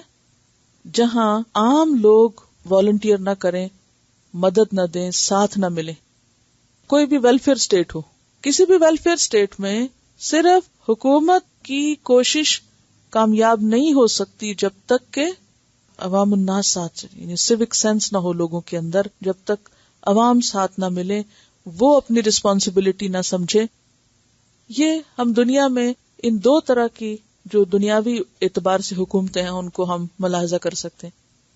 جن ملکوں کے عوام اپنے حقوق اور ذمہ داریاں پہچانتے ہیں اور وہ کانشیس ہیں، اور وہ حکومت کوئی غلطیوں پر ان کو پکڑتے بھی ہیں اور ان کو اچھے مشورے بھی دیتے ہیں اور تعاون بھی کرتے ہیں، تو وہاں سب کچھ مختلف ہوگا۔ اور جن جگہوں پر صرف حکومت بیچاری لگی ہوئی اور وہاں بھی کرپشن ہو اور عوام جو ہے وہ صرف کام خراب ہی کرنے والے ہوں، تو پھر رفاہی مملکتیں نہیں بنا کرتی۔ ایک چھوٹی سی مثال، اگر حکومت نے ایک نظام قائم کیا ہوا ہے کہ سب لوگ کوڑا جو ہے وہ اپنا گاربیج جو ہے وہ بند کر کے اس رنگ کے ڈبوں میں اس طرح رکھیں گے اور پھر وہاں سے اٹھا لیا جائے گا، اگر لوگ اس پہ تعاون نہ کریں تو کیا ہوگا؟ کتنے جمعدار رکھے جائیں گے اور کتنی سڑکیں صاف ہوں گی؟ جب تک لوگ خود اپنے آپ کو نہیں سمیٹیں گے، اور اگر بگاڑ پہ لوگ آ جائیں تو جرمانہ بھی ہو، کچھ بھی ہو، لیکن اگر لوگوں کے اندر شعور ہی نہیں، احساس ہی نہیں، سینس ہی نہیں، تو صرف ایک صفائی کا معاملہ ہی دوبر ہو کے رہ جائے۔ تو کسی بھی نظام کو چلانے کے لیے دو طرفہ تعاون جو ہے بے حد ضروری ہے۔ اب آپ دیکھیے کہ ہجرت کے بعد اللہ تعالیٰ فرمایا مدد ہوگی، جہاد ہوگا، جہاد کے بعد کیا ہوگا؟ اسلامی حکومت قائم ہوگی، اسلامی حکومت میں مسلمانوں کا یہ رول ہوگا، حکمرانوں کا یہ ہوگا، عوام کا یہ ہوگا، باہمی ایک تعاون کا یہ ہوگا، جب جا کر ایک خوشحال معاشرہ وجود میں آئے گا، کہ جس میں نہ صرف یہ کہ نیکی کو عام کیا جائے بلکہ جہاں کہیں کوئی برائی کرے، منکر سے مراد کون سی برائی ہوتی ہے؟ جو شریعت کے بھی خلاف ہو اور عقل کے بھی خلاف ہو، صرف شریعت ہی نہیں بلکہ عقل بھی نہ مانتی ہو اس کو، یعنی کامن سینس کے خلاف ہو وہ بات، تو ان کا ازالہ بھی ضروری۔ وَلِلَّهِ عَاقِبَةُ الْأُمُورِ، اور اللہ کے لیے ہے انجام سارے کاموں کا، یعنی ہر چیز کا نتیجہ اور اینڈ جو ہے وہ اللہ کے پاس پیش ہوگا، سب چیزوں کی رپورٹ اور آخری جو اتھارٹی ہے کہ کس کے ساتھ کیا معاملہ کیا جائے، کون اپنی ذمہ داری پوری کر کے اور کون نہیں، وہ سب اس کے پاس جانے والا ہے۔ پھر آپ صلی اللہ علیہ وسلم کو تسلی دی گئی، وَإِن يُكَذِّبُوكَ، اور اگر یہ آپ کو جھٹلاتے ہیں تو آپ فکر نہیں کریں، یہ تو ہمیشہ سے ہوتا چلا آیا۔ فَقَدْ كَذَّبَتْ قَبْلَهُمْ قَوْمُ نُوحٍ، پس تحقیق جھٹلایا ان سے پہلے قوم نوح نے، کس کو؟ نوح علیہ السلام کو، وعاد، اور قوم عاد نے، کس کو؟ ہود علیہ السلام کو، وثمود، اور قوم سمود نے، کس کو؟ صالح علیہ السلام کو، وقوم ابراہیم، اور قوم ابراہیم نے ابراہیم علیہ السلام کو، وقوم لوط، اور لوط علیہ السلام کی قوم نے اپنے پیغمبر کو، واصحاب مدین، اصحاب مدین نے کس کو جھٹلایا؟ شعیب علیہ السلام کو، وکذب موسیٰ، اور جھٹلائے گئے موسیٰ علیہ السلام، یعنی فرعون اور اس کے ساتھیوں نے، اہل قبط نے ان کو جھٹلایا۔ فَأَمْلَيْتُ، تو میں نے ڈھیل دی، لِلْكَافِرِينَ، کافروں کو، ثُمَّ أَخَذْتُهُمْ، پھر میں نے ان کو پکڑ لیا۔ یعنی سب قوموں کو جھٹلانے کے باوجود دنیا میں کچھ عرصے تک مہلت دی گئی، کس چیز کی؟ کہ وہ مزے کر لیں، اور پھر اس کے بعد نتیجہ کیا ہوا؟ اللہ کی پکڑ آ گئی۔ فَكَيْفَ كَانَ نَكِيرٌ، پھر کیسی تھی میری پکڑ۔ اور نکیر کا لفظی معنی پکڑ نہیں ہوتا، نکیر کا لفظ جو ہے نا نون کافرے سے نکر، انکار کے لیے ہوتا ہے۔ انکار کرنا ہوتا ہے نہ پہچاننا یا رد کر دینا۔ تو یہاں مراد ہے وہ سزا جس نے ان کا حلیہ بگاڑ دیا کہ اب وہ پہچانے بھی نہیں جا سکتے تھے۔ ایسی پھٹکار ان پہ پڑی، ایسی پکڑ ان پہ آئی کہ وہ کہیں پھر دکھائی بھی نہ دیے۔ مراد اس سے عذاب ہے، یعنی مجازی معنی عذاب آپ لے سکتے ہیں، لیکن لفظی معنی نکیر کا عذاب نہیں ہوتا۔ مراد ایسی پکڑ کے جو انسان کو کچھ سے کچھ کر کے رکھتے۔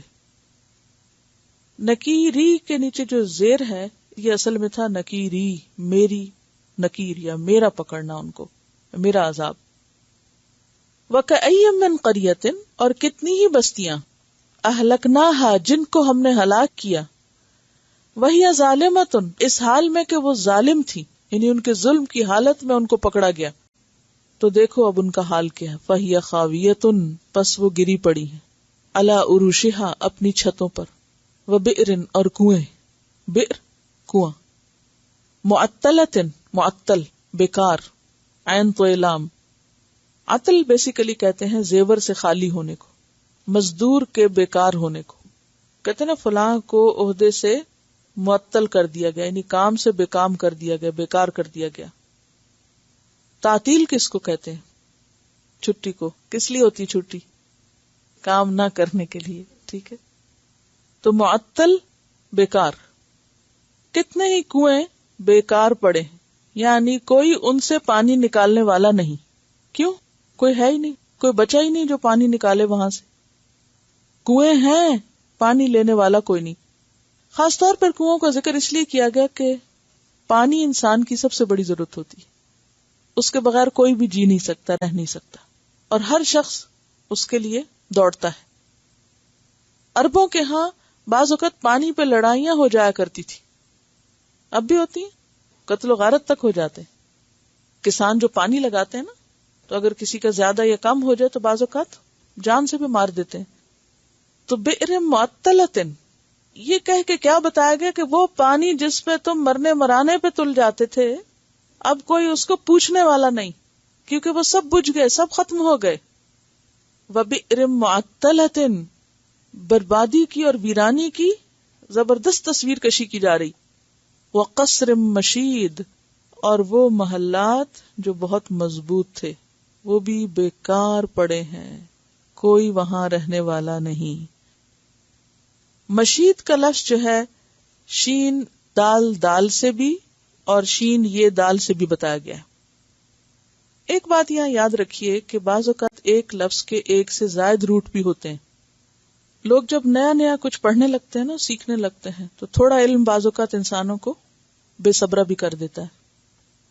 مثلاً بعض اوقات اگر کسی لفظ کا اختصار کے لیے ایک ہی روٹ بتا دیا گیا تو لوگ پریشان ہو جاتے ہیں کہ فلاں کتاب میں تو یہ لکھا ہوا ہے، یا فلاں نے تو یہ بتایا تھا، یا یہاں تو یہ لکھا ہوا ہے، تو یہ غلط بتا دیا گیا، یا یہ کتاب میں غلط ہے۔ تو بات یہ نہیں ہوتی غلط صحیح کی. بعض اوقات یہ ہوتا ہے کہ لغت میں بھی اختلاف پائے جاتے ہیں اور بعض اوقات دو طرفہ معنی بھی ہوتے ہیں. مثلا لفظ شیطان ہے تو شیطان کا جو روٹ ہے وہ دو روٹ ہیں، شین توئے نون بھی ہے اور شین یہ توئے بھی ہے. ٹھیک ہے، اب دونوں اوریجن کے معنی فرق ہے لیکن دونوں سے جو صفات نکلتی ہیں وہ شیطان پہ فٹ آتی ہیں. اب آپ وہاں جگڑ نہیں سکتے کہ نہیں یہاں اس کتاب میں یہ دیا اور اس کتاب میں یہ. بعض اوقات ایک دے دیا جاتا ہے، کس لیے؟ مختصر کام چلا کے آگے نکلنے کے لیے، اور اسی کو کافی سمجھا جاتا ہے. اور بعض اوقات اگر آپ تفصیل میں جائیں تو ایک لفظ کہاں سے کہاں تک چلا جائے گا.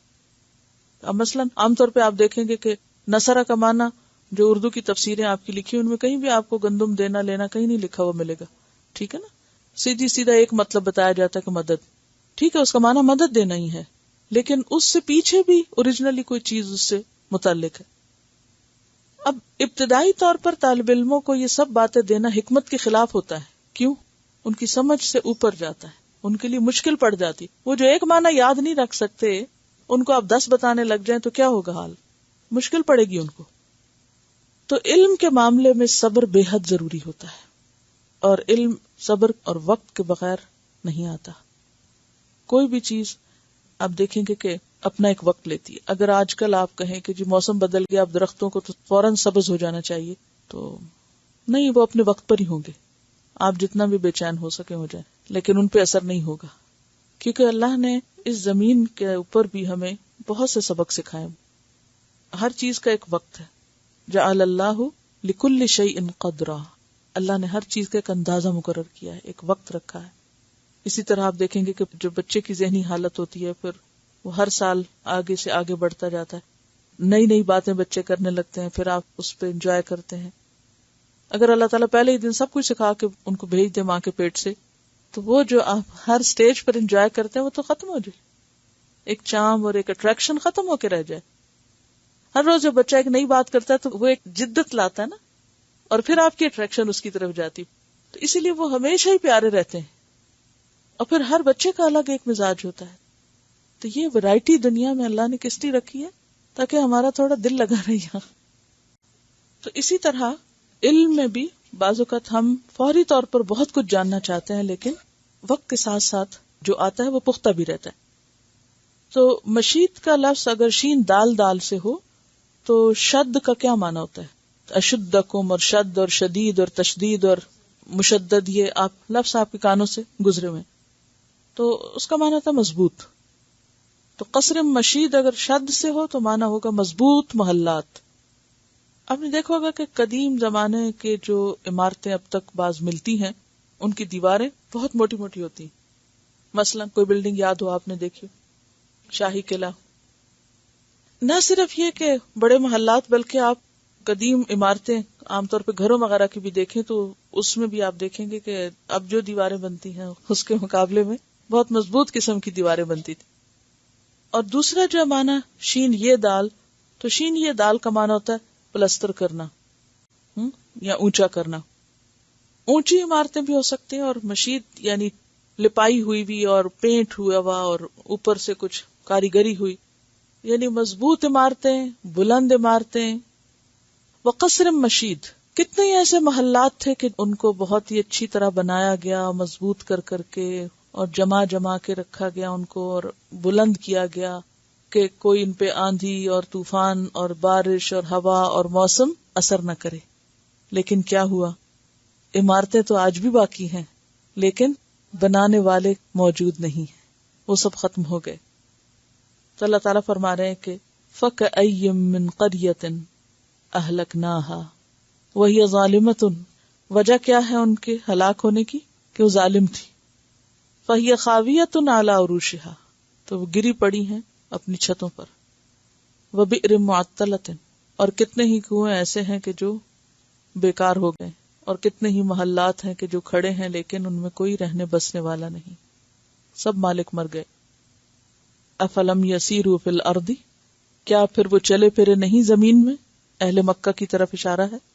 فتکون لہم قلوب یعقلون بہا، پھر ہوتے ان کے لیے دل جن سے وہ سمجھتے، عقل سے کام لیتے.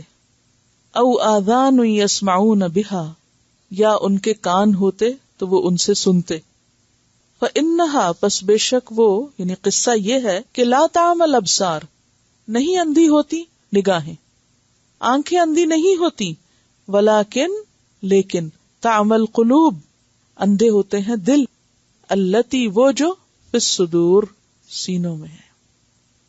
آپ دیکھیے کہ آج بھی بہت سے لوگ آثار قدیمہ کے بہت شوقین ہوتے ہیں، اور اب تو آپ دیکھیے باقاعدہ اس سبجیکٹ کو یونیورسٹیز میں پڑھایا جاتا ہے، اور لوگ عمریں گزار دیتے ہیں مختلف مقامات کی تحقیقیں کر کر کے، اور زمین کی تہوں کے اندر سے بہت کچھ نکال کے، اور بہت فخر سے بتاتے ہیں یہ 5000 سال پرانی تہذیب ہے اور یہ 7000 سال. دنیا بھر کے میوزیمز بھرے پڑے ہیں. اگر آپ کسی بھی میوزیم میں چلے جائیں اور قدیم تاریخ کو دیکھنا شروع کریں تو آپ تھک جائیں گے، لیکن وہ چیزیں ختم نہیں ہوں گی. کیسے کیسے نقشے اور کیسے کیسے طریقوں سے ایلیبوریٹ کیا گیا، اور ان کے قوموں کے برتن اور معلوم نہیں کیا کچھ اٹھا کے سجایا گیا ہے. یعنی اتنا وسیع میدان ہے، لیکن ایک چیز ہر جگہ مسنگ ہے، اور وہ کیا ہے کہ یہ سب ہوا کیوں، ان کے ساتھ وجہ کیا تھی، ان پہ یہ گزرا کیوں. اللہ تعالیٰ فرماتے ہیں افلم یسیروا فی الارض، نہیں وہ تو سیر تو خوب کی ہے، بہت کچھ دیکھا ہے. فتکون لہم قلوب یعقلون بہا، لیکن دلوں کو عبرت کے لیے استعمال نہیں کیا. او آذان یسمعون بہا فانہا لا تعمی الابصار، آنکھیں اندھی نہیں ہوتی، آنکھوں سے تو بہت کچھ دیکھ رہے ہیں اور بہت کچھ پڑھ رہے ہیں اور بہت کچھ سیکھ رہے ہیں اور بہت کچھ دوسروں کے لیے ڈسپلے کر رہے ہیں، لیکن ولیکن تعمی القلوب التی فی الصدور، دل اندھے ہو گئے جو سینوں میں ہے، کیونکہ دل نصیحت اور عبرت پکڑنے کی چیز ہے، اور انہوں نے ان سب چیزوں سے نصیحت نہیں پکڑی. اتنی مضبوط عمارتیں بنانے والے اور اتنے زبردست کارنامے کرنے والے لوگ اور ایسی ایسی ٹیکنیکس ایجاد کرنے والے مختلف دنیاوی ترقی کے، وہ خود کو کیوں نہ بچا سکے. اور یہی وجہ کہ آپ دیکھیں کہ جب بھی آثار قدیمہ دریافت ہوتے ہیں تو عموماً طرح طرح کے تبصرے کیے جاتے ہیں کہ ان کے اوپر ایک وبا آئی اور پھر یہ مر گئے اور پھر یہ زلزلے سے مر گئے ہوں گے اور یہ اس سے اور وہ اس سے، لیکن اصل سبب کوئی نہیں بتاتا، نہ کوئی پوچھتا نہ کوئی سوچتا ہے کہ یہ ہوا کیوں. اتنا کچھ بنانے والے جن کے بنائی ہوئی چیزیں باقی ہیں وہ خود باقی کیوں نہ رہے؟ ان کی کوئی تو نسلیں ہوتی، ان کے کوئی تو ڈسینڈنٹس ہوتے جو ان کی داستان سناتے یا ان کے علم اور ترقی کو وراثت میں باقی رکھتے، ان کے نام نہ مٹتے، یادگاریں باقی ہیں، بنانے والے چلے گئے ہیں، کیوں؟ یہ سبق کسی کو بھی حاصل نہیں ہو رہا. تو اسی لیے اللہ تعالیٰ کیا فرماتے ہیں کہ ان کے دل اندھے ہیں جو نصیحت نہیں پکڑتے، عبرت حاصل نہیں کرتے. وَيَسْتَعْجِلُونَكَ، اور وہ جلدی مانگتے ہیں آپ سے. یستعجلونک لفظ جو ہے عین جیم لام سے ہے، عجلت. کس چیز کی جلدی کرتے ہیں؟ بالعذاب، عذاب کی. وہ آپ سے عذاب جلدی مانگ رہے ہیں. اشارہ ہے اہل مکہ کی طرف جب انہوں نے کہا وَإِذْ قَالُوا اللَّهُمَّ إِنْ كَانَ هَذَا هُوَ الْحَقَّ مِنْ عِنْدِكَ فَأَمْطِرْ عَلَيْنَا حِجَارَةً مِنَ السَّمَاءِ أَوْ ائْتِنَا بِعَذَابٍ أَلِيمٍ، کہ انہوں نے کہا کہ اللہ اگر یہ حق ہے تو ہم پر آسمان سے پتھروں کی بارش برسا یا دردناک عذاب لیا. اور سورۃ صاد میں آتا ہے وَقَالُوا رَبَّنَا عَجِّل لَّنَا قِطَّنَا قَبْلَ يَوْمِ الْحِسَابِ، کہ ہمارا حساب کے دن سے پہلے ہی عذاب کا حصہ ہمیں دے دے. وَلَن يُخْلِفَ اللَّهُ وَعْدَهُ، اور ہرگز نہ خلاف کرے گا اللہ اپنے وعدے کو. اپنے وعدے کو سے مراد کیا ہے؟ عذاب کے وعدے کو. وَإِنَّ يَوْمًا، اور بے شک ایک دن، عِندَ رَبِّكَ، تیرے رب کے نزدیک، كَأَلْفِ سَنَةٍ، 1000 سال کی طرح ہے، مِمَّا تَعُدُّونَ، اس سے جو تم گنتی کرتے ہو. یعنی جو وقت تم گن رہے ہو اور سمجھ رہے ہو کہ عذاب آ نہیں رہا، دیر سے آ رہا ہے، فوراً کیوں نہیں آ جاتا، تو بات یہ ہے کہ تمہارے پیمانے اللہ کے پیمانوں سے مختلف. اللہ کے ہاں ایک دن تمہاری گنتی کے 1000 سالوں کے برابر، تم جس کو بہت دور سمجھتے ہو. جیسے قرآن پاک میں آتا ہے نا انہم یرونہ بعیدا ونراہ قریبا، وہ اسے دور دیکھتے ہیں، ہم اسے قریب دیکھتے ہیں. تم جس کو 1000 سال کہتے ہو وہ ہمارے نزدیک ایک دن ہے، لہذا جلدی نہ کرو. وَكَأَيٍّ مِّن قَرْيَةٍ، اور کتنی ہی بستیوں میں سے، أَمْلَيْتُ لَهَا، میں نے ڈھیل دی ان کو، وَهِيَ ظَالِمَةٌ، اور وہ ظالم تھی. کتنی ہی ظالم بستیاں ایسی تھی کہ جن کو میں نے مہلت دی. مثلاً اگر کسی بستی کو 1000 سال کی مہلت مل جائے فساد کرنے کی، تو دنیا میں کیا لگتا ہے کہ یہ فلاں قوم 1000 سال سے یہ سب کر رہی ہے اور اس کی ابھی تک پکڑ نہیں ہوئی. لیکن اللہ کے ہاں وہ 1000 سال کے ہیں، ایک دن ہے. تو اللہ تعالیٰ اگر کسی کو دنیا میں مہلت دے رہا ہے تو اس کو بڑی چیز مت سمجھو، کیونکہ بالآخر وہ پکڑا ہی جائے گا، ظالم بچ کے نہیں جا سکتا. ثم اخذتها، پھر میں نے ان کو پکڑ لیا، یعنی سب ظلم کرنے والوں کی میں نے خوب خبر لی. وَإِلَيَّ الْمَصِيرُ، اور میری طرف ہی لوٹنا ہے. مصیر کیا چیز ہے گرامر میں؟ ظرف مکان، لوٹنے کی جگہ، یا پھر کیا ہے؟ مصدر میمی، لوٹنا. دونوں طرح آپ ترجمہ کر سکتے ہیں. اور میری طرف ہے لوٹنا، یا میری طرف ہے لوٹنے کی جگہ، یعنی میرے پاس آئیں گے تو وہاں پکڑے جائیں گے. دنیا میں بھی پکڑے گے اور آخرت میں جب اللہ کے ہاں پہنچیں گے تو وہاں بھی پکڑ ہو جائے گی. قل کہہ دیجئے، یا ایھا الناس، اے لوگو، انما بے شک، انا میں، لکم تمہارے لیے، نذیر ڈرانے والا ہوں، مبین کھلم کھلا. عربوں کے ہاں طریقہ یہ تھا کہ جب کوئی قبیلہ کہیں سفر کرتا یا پانی ختم ہو جاتا اور ایک جگہ سے وہ دوسری جگہ جا کر رہنا شروع کرتے، یا سفر کے دوران رات کہیں گزارنی ہوتی، یا کسی بھی جگہ پڑاؤ کرتے، رات کو نہیں رکتے تھے، دن کو عام طور پہ کہیں رک جاتے، کیونکہ رات ٹھنڈی ہوتی تھی، سفر آسان ہوتا تھا. تو ہوتا یہ کہ ایک شخص کو وہ کسی اونچی جگہ پر، کسی ٹیلے پر کھڑا کر دیتے اور وہ پہرا دیتا تھا. باقی سب سو جاتے، آرام کرتے، اور ایک شخص اونچی جگہ پہ کھڑے ہو کے چاروں طرف دیکھتا رہتا کہ کوئی حملہ آور تو نہیں ہو رہا، کوئی چور ڈاکو یا کوئی اور قبیلہ تو نہیں آ کے یلغار کر رہا. اور اگر اس کو کہیں سے کوئی ایسی نشانی نظر آتی تو وہ اونچی جگہ پر کھڑے ہو کر قوم کو للکارنے لگتا کہ لوگوں فلاں طرف سے حملہ آور آ رہے ہیں. اور پھر سب لوگ، مرد عورتیں اٹھ کے تلواریں اٹھا کے تو اپنے آپ کو تیار کر کے مقابلے کے لیے کھڑے ہو جاتے.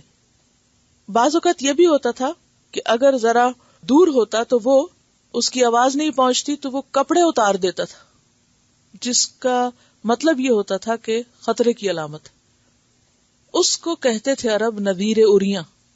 نذیر اریاں، نذیر ڈرانے والا اور اریاں ننگا، جو پوری قوم کو دشمن کے حملے سے خوب خبردار کرتا. قرآن نے اریاں کا لفظ استعمال نہیں کیا کیونکہ اریانی اسلام میں نہیں اور غیر مہذب لفظ ہے ویسے بھی. تو اس کی بجائے جگہ جگہ پر آپ دیکھیں گے مبین کا لفظ آتا ہے، کھلم کھلا، یعنی واضح طور پر. تو کہہ دیجئے کہ اے لوگو، میں تم سب کے لیے کیا ہوں؟ نذیر مبین ہوں، جو تمہیں ایک بڑے خطرے سے آگاہ کر رہا ہوں. کون سا خطرہ؟ قیامت کا، آخرت کا. آپ کو یاد ہوگا کہ نبی صلی اللہ علیہ وسلم نے جب پہلی مرتبہ علل اعلان اسلام کی دعوت دی تھی تو کیا کیا تھا؟ صفا کی پہاڑی پہ چڑھے تھے اور لوگوں کو کیا کہا تھا؟ یاد ہے کہ اگر میں تم سے یہ کہوں کہ اس پہاڑی کی دوسری طرف سے ایک لشکر تم پر حملہ آور ہونے لگا ہے تو کیا تم میری بات مانو گے؟ تو سب نے بیک زبان ہو کر کہا کہ ہاں ہم ضرور مانیں گے کیونکہ آپ صادق و امین ہیں. تو اس وقت آپ نے عربوں کے اسی طریقے پر آخرت کے عذاب سے لوگوں کو خبردار کیا کہ ایک دن آنے والا ہے جب ہم سب اللہ کو اپنے اعمال کا حساب دیں گے، تو تم اس سے پہلے اللہ پر ایمان لے آؤ، اپنی اصلاح کر لو. تو اس سے بھی پتہ چلتا ہے کہ پیغمبر جس قوم میں اٹھایا جاتا ہے وہ اس کو اس کے مانوس طریقوں کے مطابق پیغام پہنچاتا ہے کہ جن کو وہ ریلیٹ کر سکیں، جن کو وہ سمجھ سکیں. اور ان طریقوں میں اگر کوئی کمی بیشی ہے تو اس کی بہتر شکل، بہتر آلٹرنیٹ دیتا ہے. فالذین آمنوا، پس وہ لوگ جو ایمان لے آئیں، وعملوا الصالحات، اور نیک عمل کریں، لہم مغفرۃ، ان کے لیے بخشش ہے، ورزق کریم، اور عمدہ رزق. والذین سعوا، اور وہ لوگ جو بھاگ دوڑ کریں، کوشش کریں، فی آیاتنا ہماری آیات میں، معاجزین عاجز کرنے والے بن کر. معاجزہ کہتے ہیں مسابقہ کو، جو کسی کو شکست دینے کے لیے کیا جاتا ہے، ہرانے کی کوشش. یعنی جو ہماری آیات کا مذاق اڑا کر ان کو نیچا دکھانے کی کوشش کریں گے. سعو کا معنی کیا کریں گے آپ یہاں؟ سعو فی آیاتنا معاجزین، نیچا دکھانے کی کوشش کریں گے. اولئک اصحاب الجحیم، یہ جہنم کے ساتھی. جہیم جہم سے بھڑکتی ہوئی آگ کے لیے آتا ہے، شیر کے گھورنے کے لیے بھی. تو کیا کوششیں کرتے تھے اللہ کی آیات میں؟ اور آیات سے مراد یہاں قرآن کی آیات ہیں. کیا کرتے تھے اہل مکہ نے؟ قرآن کی آیات کو نیچا دکھانے کے لیے کیا کیا تھا؟ کچھ کیا تھا؟ کیا کہتے تھے؟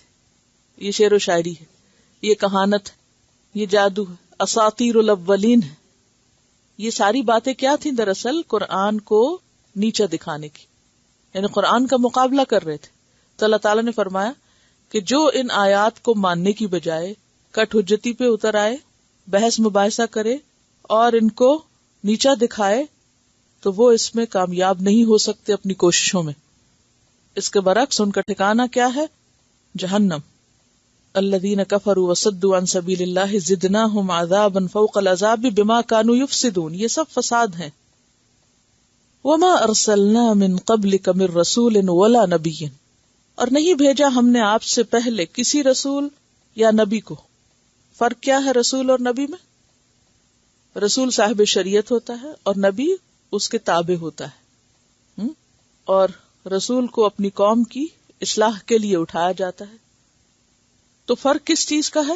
کہ رسول ایک مستقل شریعت لانے والا ہوتا ہے اور نبی جو ہے کسی رسول کی شریعت کو مزید آگے پہنچانے والا اور اس پر عمل کرنے اور کرانے والا. وما ارسلنا من قبلک من رسول ولا نبی. انبیاء بہت زیادہ گزرے ہیں لیکن رسولوں کے بارے میں آتا ہے کہ 313 تھے یا 300 سے کچھ اوپر تھے. الا مگر، اذا تمنا جب اس نے ارادہ کیا. تمنا کا لفظ جو پہلے یہ سمجھ لیجئے، پھر آگے آج سمجھنا آسان ہوگا. اردو میں تمنا کس کو کہتے ہیں؟ خواہش کرنا. ٹھیک ہے، ارمان رکھنا. تمنا کا تمنا بھی استعمال ہوتا ہے لفظ. اسی طرح ارادے کے لیے بھی استعمال ہوتا ہے. تمنا شیء کا معنی ہوتا ہے کسی چیز کا ارادہ کرنا یا کسی چیز کی خواہش رکھنا. تمنا الکتاب کا مطلب ہوتا ہے پڑھنا، کتاب کا ارادہ کرنا یعنی کتاب پڑھنا. تمنا الحدیث کا معنی ہوتا ہے جھوٹی بات گھڑنا. بہرحال یہاں پر جو تمنا ہے اس کو ایک تو اصلی معنوں میں لیا گیا ہے اور دوسرے کتاب پڑھنے کے معنوں میں. یہ دو معنی یہاں کیے گئے. تو کوئی رسول اور نبی جو پہلے آیا، جب اس نے ارادہ کیا، تمنا کی، اور دوسرا معنی کیا؟ کتاب پڑھی. کون سی کتاب؟ جو اللہ نے ان کو دی. تو کیا ہوا؟ القى الشیطان، ڈالا شیطان نے، فی امنیتہ، اس کے ارادے میں، تمنا میں یا پھر قرات میں، پڑھنے میں. کیا ڈالا؟ اپنا خیال یا اپنا وسوسہ، یعنی خلل اندازی کی. یعنی شیطان کیا کرتا ہے؟ پیغمبر کے کام میں خلل اندازی کی کوشش کرتا ہے.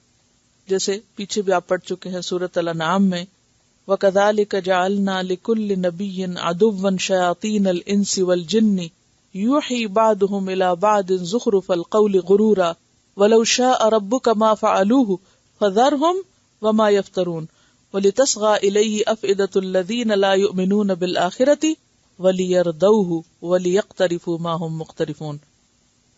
اسی طرح ایک اور جگہ پر بھی آتا ہے وَكَذَلِكَ جَعَلْنَا لِكُلِّ نَبِيٍّ عَدُوًّا مِّنَ الْمُجْرِمِينَ وَكَفَى بِرَبِّكَ هَادِيًا وَنَصِيرًا، کہ ہر نبی کا ہم نے دشمن بنایا بہت سے مجرموں کو.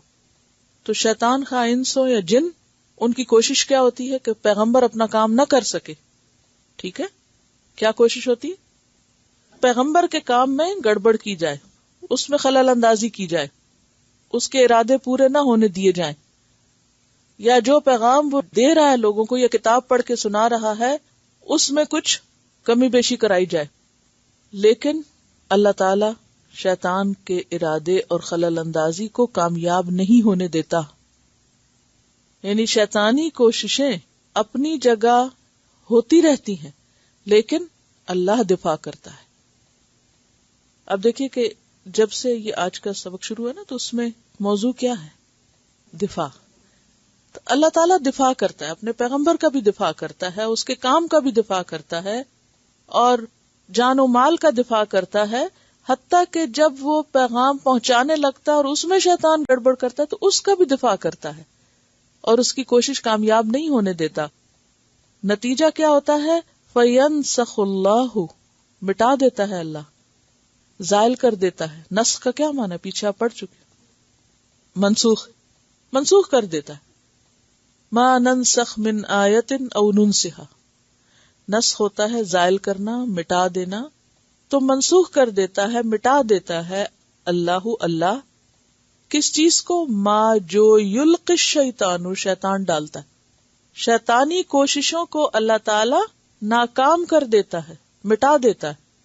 ثم پھر یحکم اللہ آیاتہ، پختہ کر دیتا ہے، مستحکم کر دیتا ہے. یحکم کا کیا معنی ہوتا ہے؟ ہے کاف میم، پختہ کرنے کا معنی آتا ہے اس میں. مضبوط کر دیتا ہے اللہ تعالی. کس کو؟ آیات ہی، اپنی آیات کو، کتاب کو، جو پیغمبر لوگوں کو سنانا چاہتا ہے، جس میں شیطان خلل اندازی چاہتا ہے. اللہ اس خلل اندازی کو دور کر کے اصل پیغام ہی کو لوگوں تک پہنچاتا ہے. واللہ علیم حکیم، اور اللہ علم والا ہے، حکمت والا ہے. اللہ کو لوگوں کے سب حالات پتہ ہیں اور وہ خوب جانتا ہے کہ کس موقع پر کہاں کیا کرنا ہے. اسی لیے آپ دیکھیں قرآن پاک کی دیگر آیات سے پتہ چلتا ہے کہ شیطان کو کہیں بھی مداخلت کا موقع نہیں ملا. وما ينطق عن الهوى ان هو الا وحی یوحى، کہ آپ اپنی خواہش نفس سے کچھ بھی نہیں کہتے، اپنی خواہشات سے کچھ بھی نہیں کہتے. جو آپ کہتے ہیں وہ کیا ہوتا ہے؟ اللہ کی طرف سے ہوتا ہے. سورۃ یونس آیت 15 میں آتا ہے قل ما یکون لی ان ابدلہ من تلقاء نفسی، میرے لیے جائز نہیں کہ میں اس کو اپنی طرف سے بدل ڈالوں. ان اتبع الا ما یوحى الی، میں بھی اسی کی پیروی کر رہا ہوں جو میری طرف وحی کے ذریعے آیا. سورۃ الحاقہ میں آتا ہے اگر پیغمبر اپنی طرف سے کوئی بات منسوب کرتے تو ہم کیا کرتے؟ اس کا دایاں ہاتھ پکڑ لیتے، پھر اس کی رگے گردن کاٹ ڈالتے. تو پیغمبر کبھی بھی بندوں کو، لوگوں کو اس کے سوا کچھ بھی نہیں بتاتا، نہ اپنے دل سے اور نہ شیطان کی ڈالی ہوئی کسی بات سے کہ جو اللہ کی طرف سے نہ ہو. صرف وہی دیتا ہے جو اللہ دیتا ہے، اور اللہ نے حفاظت کا ذمہ خوب لے رکھا ہے. لیکن یہ بات پھر کیوں بتائی گئی؟ لِيَجْعَلَ مَا يُلْقِ الشَّيْطَانُ فِتْنَةً لِلَّذِينَ فِي قُلُوبِهِم مَرَضٌ، آزمائش ہے لوگوں کی، تاکہ بنا دے. لِيَجْعَلَ، تاکہ بنا دے. کس چیز کو بنا دے؟ ما یلقی الشیطان، جو ڈالتا ہے شیطان. کیا بنا دے؟ فتنتاً، ایک آزمائش. کس کے لیے؟ للذین فی قلوبہم مرض، ان لوگوں کے لیے جن کے دلوں میں بیماری ہے. کن کے لیے آیا قرآن مجید میں کہ فی قلوبہم مرض؟ منافقین. اور والقاسیۃ قلوبہم، اور سخت ہیں جن کے دل. یہ کن کے بارے میں آیا قرآن مجید میں؟ ختم اللہ علی قلوبہم. یہ کون ہے؟ کافر. کافروں کے لیے آیا ہے بیسیکلی کہ جن کے دل سخت ہیں، جن کو اب ہدایت حاصل نہیں ہونا، ان کے لیے یہ سب کیا ہو جاتا ہے؟ آزمائش. پیچھے چونکہ آیات کی بات ہوئی، والذین سعوا فی آیاتنا معاجزین، جو لوگ قرآن کو نیچا دکھانے کی کوشش کرتے رہتے. یہ اس دور میں تھے، یہ آج بھی ہیں ایسے لوگ، ہے نا؟ اچھا، وہ کس قسم کے بہانے کرتے اور کیا کیا مثالیں لاتے ہیں؟ مثلاً وہ کہتے ہیں کہ قرآن میں کچھ الفاظ ایسے ہیں جو دوسری زبانوں میں استعمال ہوئے. یہ الزام تھا نا آپ پر کہ آپ کو عیسائی یا یہودی جو غلام تھے وہ کچھ لکھوا دیتے تھے. فَيَتُمْلَى عَلَيْهِ بُكْرَةً وَأَصِيلًا. اور اب بھی لوگ کہتے ہیں کہ قرآن کیا ہے؟ محمد صلی اللہ علیہ وسلم نے نعوذ باللہ پچھلی کتابوں سے نقل کر کے کچھ چیزیں اور ایک نئی شکل میں پیش کر دی ہیں، اور اس کے لیے وہ دلیلیں بھی ڈھونڈتے رہتے ہیں. فلاں لفظ قرآن میں ایسے آیا ہے تو فلاں اس زبان میں بھی ہے، تو گویا یہ اسی کا نعوذ باللہ چربہ ہے. تو یہ کوششیں کیا ہیں؟ دراصل قرآن کو، اللہ کی آیات کو نیچا دکھانے کی. تو اس قسم کی جو حجت بازیاں ہیں وہ دراصل قرآن کے مقام کو کم کرنے کے لیے، کیونکہ اگر قرآن کا مقام کسی کی نظر میں کم ہو جائے تو پھر ہدایت کے لیے باقی رہ کیا جاتا ہے. ایک قرآن ہی تو ایسی چیز ہے دنیا میں کہ جس کو ہم مضبوط پکڑ کے اپنے اصل پہ قائم رہ سکتے. تو ایسی باتیں ایک بہانہ بن جاتی ہیں، فتنہ اور آزمائش بن جاتی ہیں ان لوگوں کے لیے جن کے دلوں میں پہلے بیماری، جو پہلے ہی اکھڑے ہوئے، جو پہلے اسلام کے دشمن ہیں. ان کو کیا مل جاتا ہے؟ اوہ مل گئی حجت ہمیں کہ قرآن اصل کتاب نہیں ہے، یہ کیا ہے؟ من گھڑت چیز ہے. تو یہ جو آیتیں ہیں پھر پیچھے کی آیات سے اگر آپ پیچھے چلے نا، والذین سعوا فی آیاتنا معاجزین، تو یہ اسی سے متعلق ہے، یہ اسی کی کنٹینیویشن بنتی ہے کہ جو اللہ کی کتاب کو، اللہ کے کلام کو نیچا دکھانے کے لیے نئے نئے منصوبے بناتے رہتے ہیں، ان کو ایسی باتیں بہت خوبصورت لگتی ہیں کہ قرآن اللہ کی طرف سے نہیں بلکہ محمد صلی اللہ علیہ وسلم کو ایک ایسا دورہ پڑ جاتا تھا جو مرگی جیسا. اور ابو لہب کی بیوی نے بھی اسی قسم کا الزام دیا تھا. کچھ عرصے کے لیے جب وحی کا آنا بند ہوا تو نعوذ باللہ اس دور میں بھی قاسیت قلوبہم جو تھے، اور آج تک بھی بہت سے لوگ اسی طرح کے نظریات کے حامل ہیں، وہ وحی الہی کو جناتی عمل دخل قرار دیتے ہیں. تو شیاطین سے مراد یہاں انسان بھی ہو سکتے ہیں اور جنات بھی ہو سکتے ہیں. یہ جو پیچھے آج میں نے آپ کو آیت ساتھ بتائی ہے کہ کذالک جعلنا لکل نبی عدوا شیاطین الانس والجن یوحی بعضهم الی بعض زخرف القول غرورا. تو بات یہ ہے کہ شیطان تو ہر دور میں کوشش کرتا رہا ہے اور لوگوں کو غلط قسم کی باتوں کا بھی موقع ملا. اس سے تقویت ان کو ملی کہ جن کے دلوں میں پہلے بیماری تھی. وَإِنَّ الظَّالِمِينَ، اور بے شک ظالم لوگ، لفی شقاق بعید، البتہ دور کی مخالفت یا عداوت میں مبتلا ہیں. ان لوگوں کی ہدایت بہت مشکل ہے کہ یہ سیدھے رستے پر آئیں، کیونکہ یہ ظالم ہیں. شقاق کس کو کہتے؟ مخالفت کو، شق ہونے سے، پھٹنے سے، عداوت. اور بعید کا معنی دور. دور کی عداوت سے مراد کیا ہے؟ یعنی حق سے بہت دور ہیں، اصل سے بہت دور ہیں. لہذا اگر ایسے لوگوں کو یہ ثابت بھی کر دیا جائے کہ قرآن میں کسی قسم کی کوئی ملاوٹ نہیں، تو بھی وہ ماننے کو تیار نہیں ہوں گے کیونکہ ان کے دلوں میں خرابی ہے. وَلِيَعْلَمَ الَّذِينَ أُوتُوا الْعِلْمَ، یہ بات اس لیے کی جا رہی ہے تاکہ جان لیں وہ لوگ جنہیں علم دیا گیا، انہ الحق، کہ بے شک وہ حق ہے. وہ کون؟ قرآن. یہ قرآن حق ہے، من ربک، تیرے رب کی طرف سے ہے. کسی شیطان کا اس میں کوئی عمل دخل نہیں، کسی انسان کی اس میں کوئی کنٹریبیوشن نہیں. فَيُؤْمِنُوا بِهِ، پھر وہ اس پر ایمان لے آئیں، یعنی ان کے لیے بات اور واضح ہو جائے اور ان کا ایمان اور پختہ ہو جائے کہ اس کتاب میں کسی اور کی کوئی شراکت نہیں. فَتُخْبِتَ لَهُ، پھر جھک جائیں اس کے لیے، نرم ہو جائیں اس کے لیے. کس کے لیے؟ قرآن کے لیے. کیا؟ قلوبہم، ان کے دل. کیونکہ جو اہل ایمان ہوتے ہیں نا، جب انہیں قرآن کی صداقت کے بارے میں کوئی بھی بات پتہ چلتی ہے، مثلا قرآن میں علقہ کا لفظ استعمال ہوا اور اس کے یہ 3 معنی ہیں، اور پھر ایگزیکٹلی آج ان کی انٹرپریٹیشن اسی طرح کی جاتی ہے. مثلا علقہ جو ہے وہ لیچ کے لیے بھی استعمال ہوتا ہے، معلق چیز کے لیے بھی آتا ہے، اور خون کی پھٹکی کے لیے بھی آتا ہے، اور جنین یا فیٹس کی جو یہ سٹیج ہوتی ہے اس میں یہ تینوں فیچرز پائے جاتے ہیں. ایک شیپ کے اعتبار سے، ایک اپنی نیچر کے اسٹرکچر کے اعتبار سے، اور ایک اپنی پوزیشن کے اعتبار سے بالکل فٹ آتے ہیں. ایک لفظ تینوں چیزوں کو ظاہر کر رہا ہے. تو اہل ایمان کو جب اس طرح کی گواہیاں اور دلائل ملتے ہیں تو ان کے دل کیسے ہوتے ہیں؟ اور مائل ہوتے، اور جھکتے ہیں، اور عاجزی اختیار کرتے، اور کھلتے ہیں، اور آگے بڑھتے ہیں کہ یہ سچی کتاب ہے. وَإِنَّ اللَّهَ، اور بے شک اللہ تعالی، لَهَادِ الَّذِينَ، البتہ ہدایت دینے والا ہے ان لوگوں کو، آمنو، جو ایمان لائے. اللہ ایمان والوں کو راہ دکھانے والا ہے. کس چیز کی؟ الی صراط مستقیم، سیدھے راستے کی. یعنی سچے مومن جھوٹے پروپیگنڈے سے بالکل متاثر نہیں ہوتے. ایسی باتیں ان کو کوئی نقصان نہیں دیتی. آج بھی آپ دیکھیں جن لوگوں کے دل قرآن پہ ٹھکے ہوئے ہیں کہ یہ اللہ کی کتاب ہے، ان کو اگر قرآن کے بارے میں کوئی 101 باتیں بھی بتائے قرآن کے خلاف تو وہ ان پہ اثر نہیں کرتی.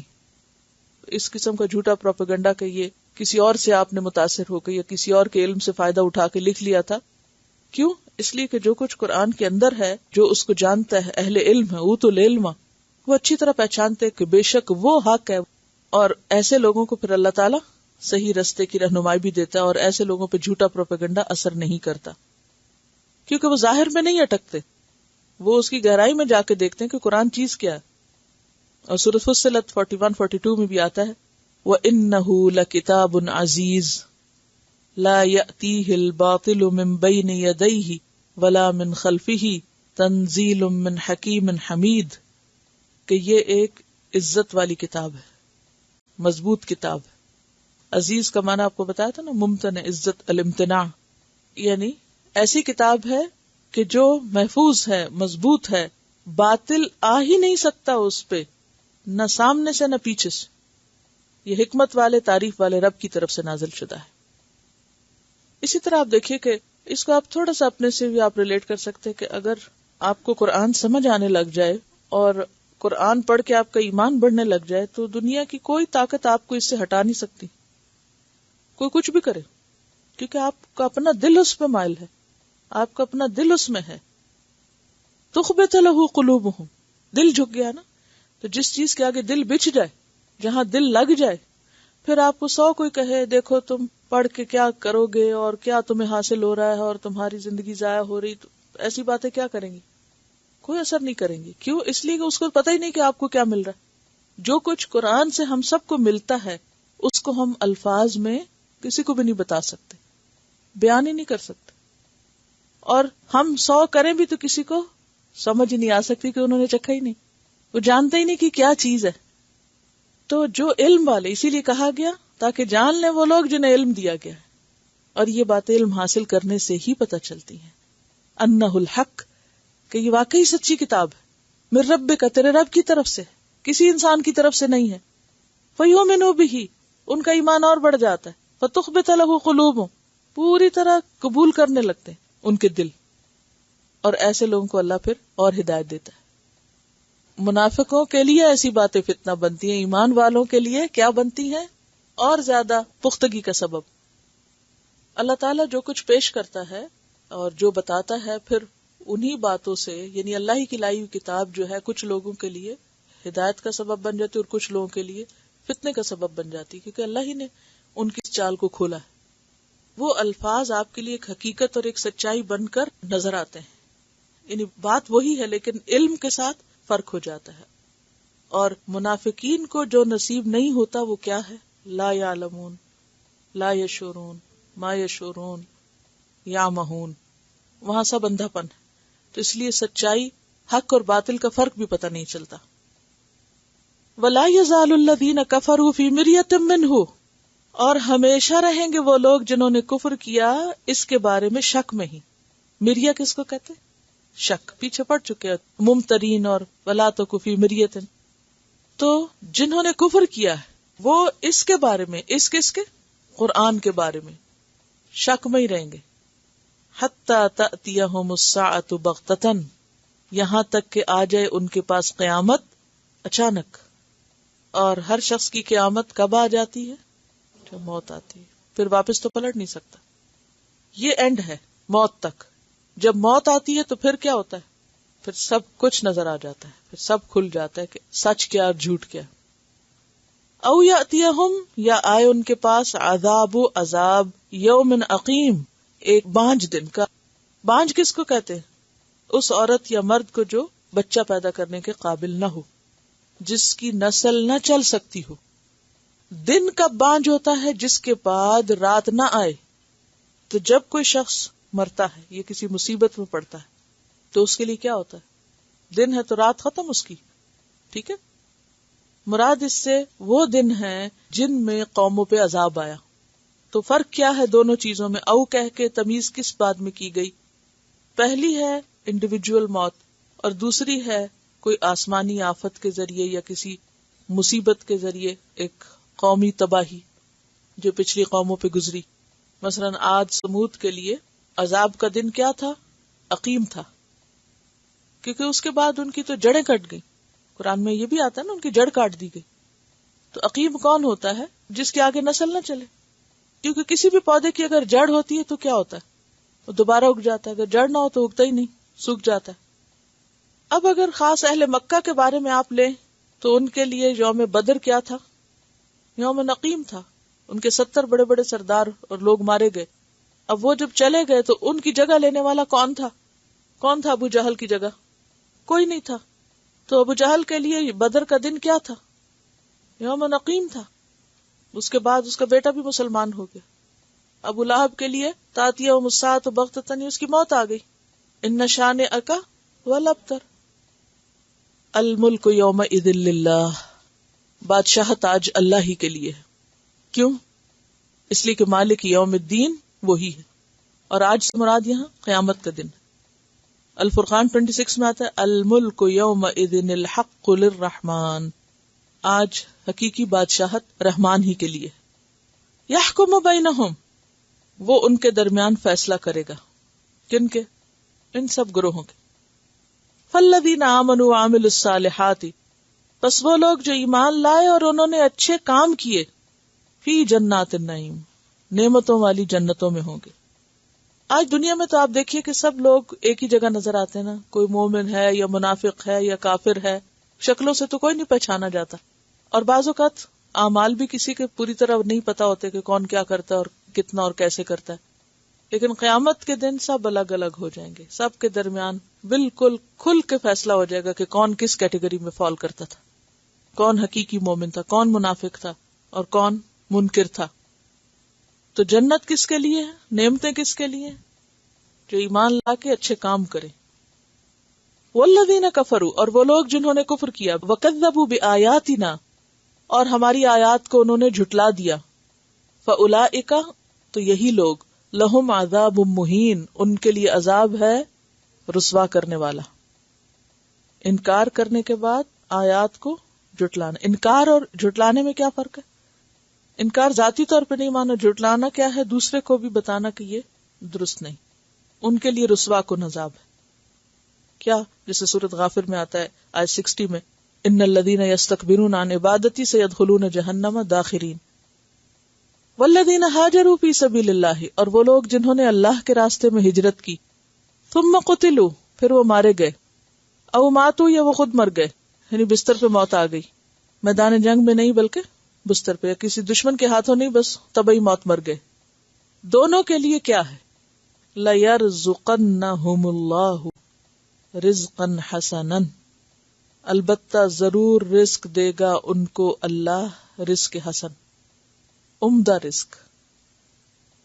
تو اس سے پتہ یہ چلتا ہے کہ اللہ کے راستے میں ہجرت کرنے والے اگرچہ دشمن کے ہاتھ نہ مریں، ویسے بھی مر جائیں تو ان کے لیے شہیدوں جیسا ہی رزق ہے۔ شہیدوں کے لیے تو آتا نا بل احیاء عند ربہم یرزقون،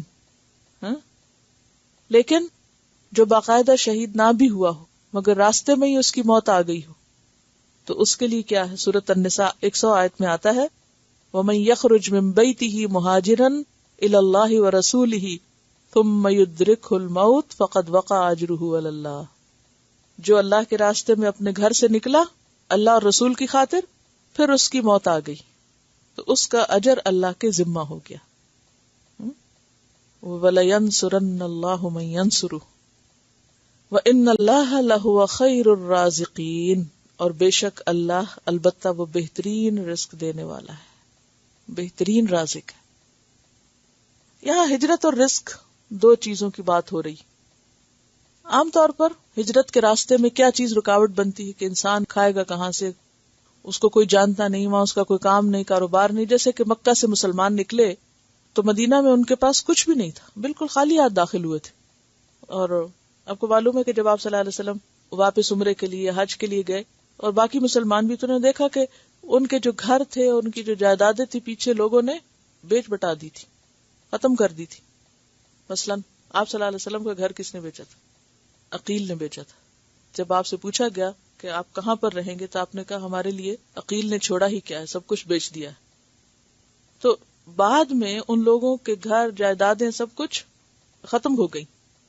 آپ تھوڑی دیر کے لیے سوچئے، مثلا آپ یہاں پر آئے، آپ جائیں تو آپ کو پتہ چلے جی وہ آپ کا فلاں رشتہ دار آپ کے مکان پہ قابض ہو گیا، فلاں نے آپ کی فلاں چیز بیچ ڈالی، فلاں نے فلاں چیز ختم کر دی، بھلے وہ آپ کے کسی کام کی نہ ہو، لیکن اپنی چیزوں کے ساتھ ہر ایک کو کچھ نہ کچھ اٹیچمنٹ ہوتی، اور اگر آپ کی مرضی کے خلاف ان کو کوئی بھیج دے یا ختم کر دے تو آپ کے لیے تکلیف کا باعث ہوتا ہے، حتیٰ کہ کوئی جگہ سے ہی ہلا دے، ایک کمرے سے دوسرے میں رکھ دے.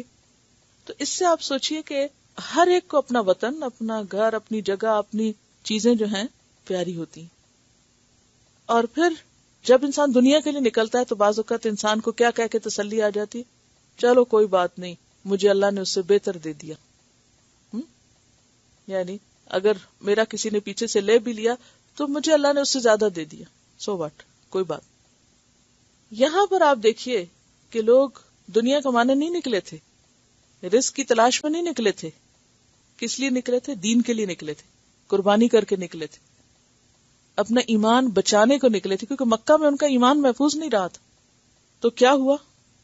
جو لوگ اللہ کی خاطر نکلے، جب وہ نکلے تو اللہ نے ان کے لیے بہترین رزق کی بشارت دی. والذین ہاجروا فی سبیل اللہ ثم قتلوا او ماتوا، دنیا کی نظر میں وہ بیچارے، لیکن وہ بیچارے نہیں، اللہ کا وعدہ ان کے ساتھ، پکا وعدہ.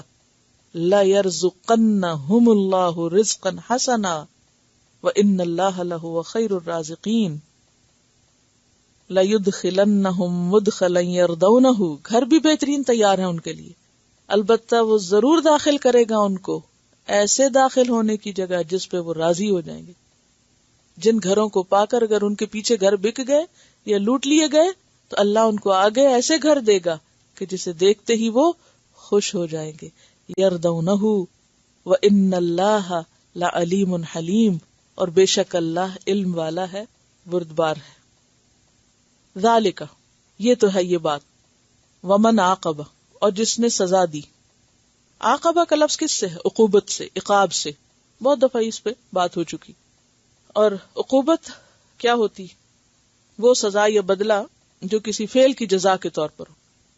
عقاب ہے کس سے؟ پہلے یہ سوچے، عقب سے. عقب کس کہتے؟ ایڑی، پیچھے آنے والی. تو عقاب کون سی سزا؟ جو کسی کے کیے کے پیچھے. جس نے سزا دی بمثل مانن ما عوقب به، جو اس کو تکلیف پہنچائی گئی تھی. ثم بغی علیہ، پھر اس پہ زیادتی کی گئی بغاوت سے. لینصرنہ اللہ، البتہ ضرور مدد کرے گا اس کی اللہ. ان اللہ لعفو غفور، بے شک اللہ البتہ معاف کرنے والا، بخشش فرمانے والا ہے. یہاں ان لوگوں کا ذکر کیا جا رہا ہے. ایک وہ گروہ ہے جو اللہ کے راستے میں نکلا، فوت ہو گیا، قتل ہو گیا، اگلی دنیا پہنچ گیا. ایک وہ گروہ، کہاں ذکر ہے اس کا؟ پچھلی آیت. اور اب دوسرا گروہ کہ جو طاقتور ہے، جو بدلہ لے سکتا ہے، مقابلہ کر سکتا ہے. اب ان کو سمجھایا جا رہا ہے، ہدایت کی جا رہی ہے کہ اگر تم بدلہ لینا چاہو تو لے سکتے ہو. جن لوگوں نے تمہارے ساتھ زیادتی کی ہے تم انہیں مزہ چکھا سکتے ہو، لیکن اس کے لیے کیا کرنا ہوگا؟ ظلم سے بچنا ہوگا. ظلم نہیں کر سکتے. ومن عاقب، جس نے بدلہ لیا یا سزا دی، کتنی؟ بمثل ما عوقب به، جتنی اس پہ زیادتی ہوئی تھی، جتنی اسے تکلیف دی گئی تھی. ثم بغی علیہ، پھر اس پہ زیادتی کی گئی. ایسا شخص اگر بدلہ لینا چاہے تو وہ لے سکتا ہے، اللہ اس کی ضرور مدد کرے گا. یہ آپ کو معلوم ہے نا کہ اسلام میں بدلہ لینے کی اجازت ہے. اگر کسی پہ زیادتی ہوتی ہے تو وہ اتنا بدلہ لے سکتا ہے، لیکن ساتھ ہی کیا سکھایا گیا؟ جو معاف کر دے تو وہ اس کے حق میں زیادہ بہتر ہے. معاف کرنا پسندیدہ ہے، اجازت ہے، رخصت ہے کس کی؟ بدلے کی، لیکن معاف کرنا بہتر ہے. سورۃ البقرہ میں آتا فمن اعتدی علیکم فاعتدوا علیہ بمثل ما اعتدی علیکم، جس نے تم پہ زیادتی کی تو اتنی زیادتی اس پہ کر لو جتنی تم پہ کی گئی. لیکن ساتھ ہی سورۃ الشورى میں کیا آتا ہے؟ وَلَمَنْ صَبَرَ وَغَفَرَ، جو صبر کرے اور معاف کر دے. ان ذالک لمن عزم الامور، کہ بدلہ بھی لے سکتے ہو اور اگر معاف کرنا چاہو تو زیادہ بہتر ہے. لیکن ایک چیز جس سے ضروری بچنا ہے اور وہ کیا ہے؟ ظلم. کیونکہ اگر کوئی شخص بدلہ لینے میں حد سے بڑھ گیا تو وہ کیا بن گیا؟ ظالم ہو گیا، اور ظالم اللہ کو ناپسند ہے. اور ویسے بھی اس سے منع کیا گیا کہ مظلوم کی بد دعا سے بچو، کیونکہ اس کے اور اللہ کے درمیان کوئی حجاب نہیں ہوتا. ذالک یہ مدد کرنا کس لیے ہے؟ بأن اللہ بے شک اللہ تعالی یولج اللیل فی النہار و یولج النہار فی اللیل داخل کرتا ہے رات کو دن میں اور دن کو داخل کرتا ہے رات میں. پیچھے پڑ چکے نا ولوج کے بارے میں، تنگ جگہ پہ داخل ہونا. اس آیت میں اللہ تعالیٰ کی قدرت بتائی گئی کہ اللہ اس کی ضرور مدد کرے گا، کیونکہ اللہ مدد پہ قادر ہے، اور اس کی قدرت کتنی ہے اس کا اندازہ لگاؤ کہاں سے؟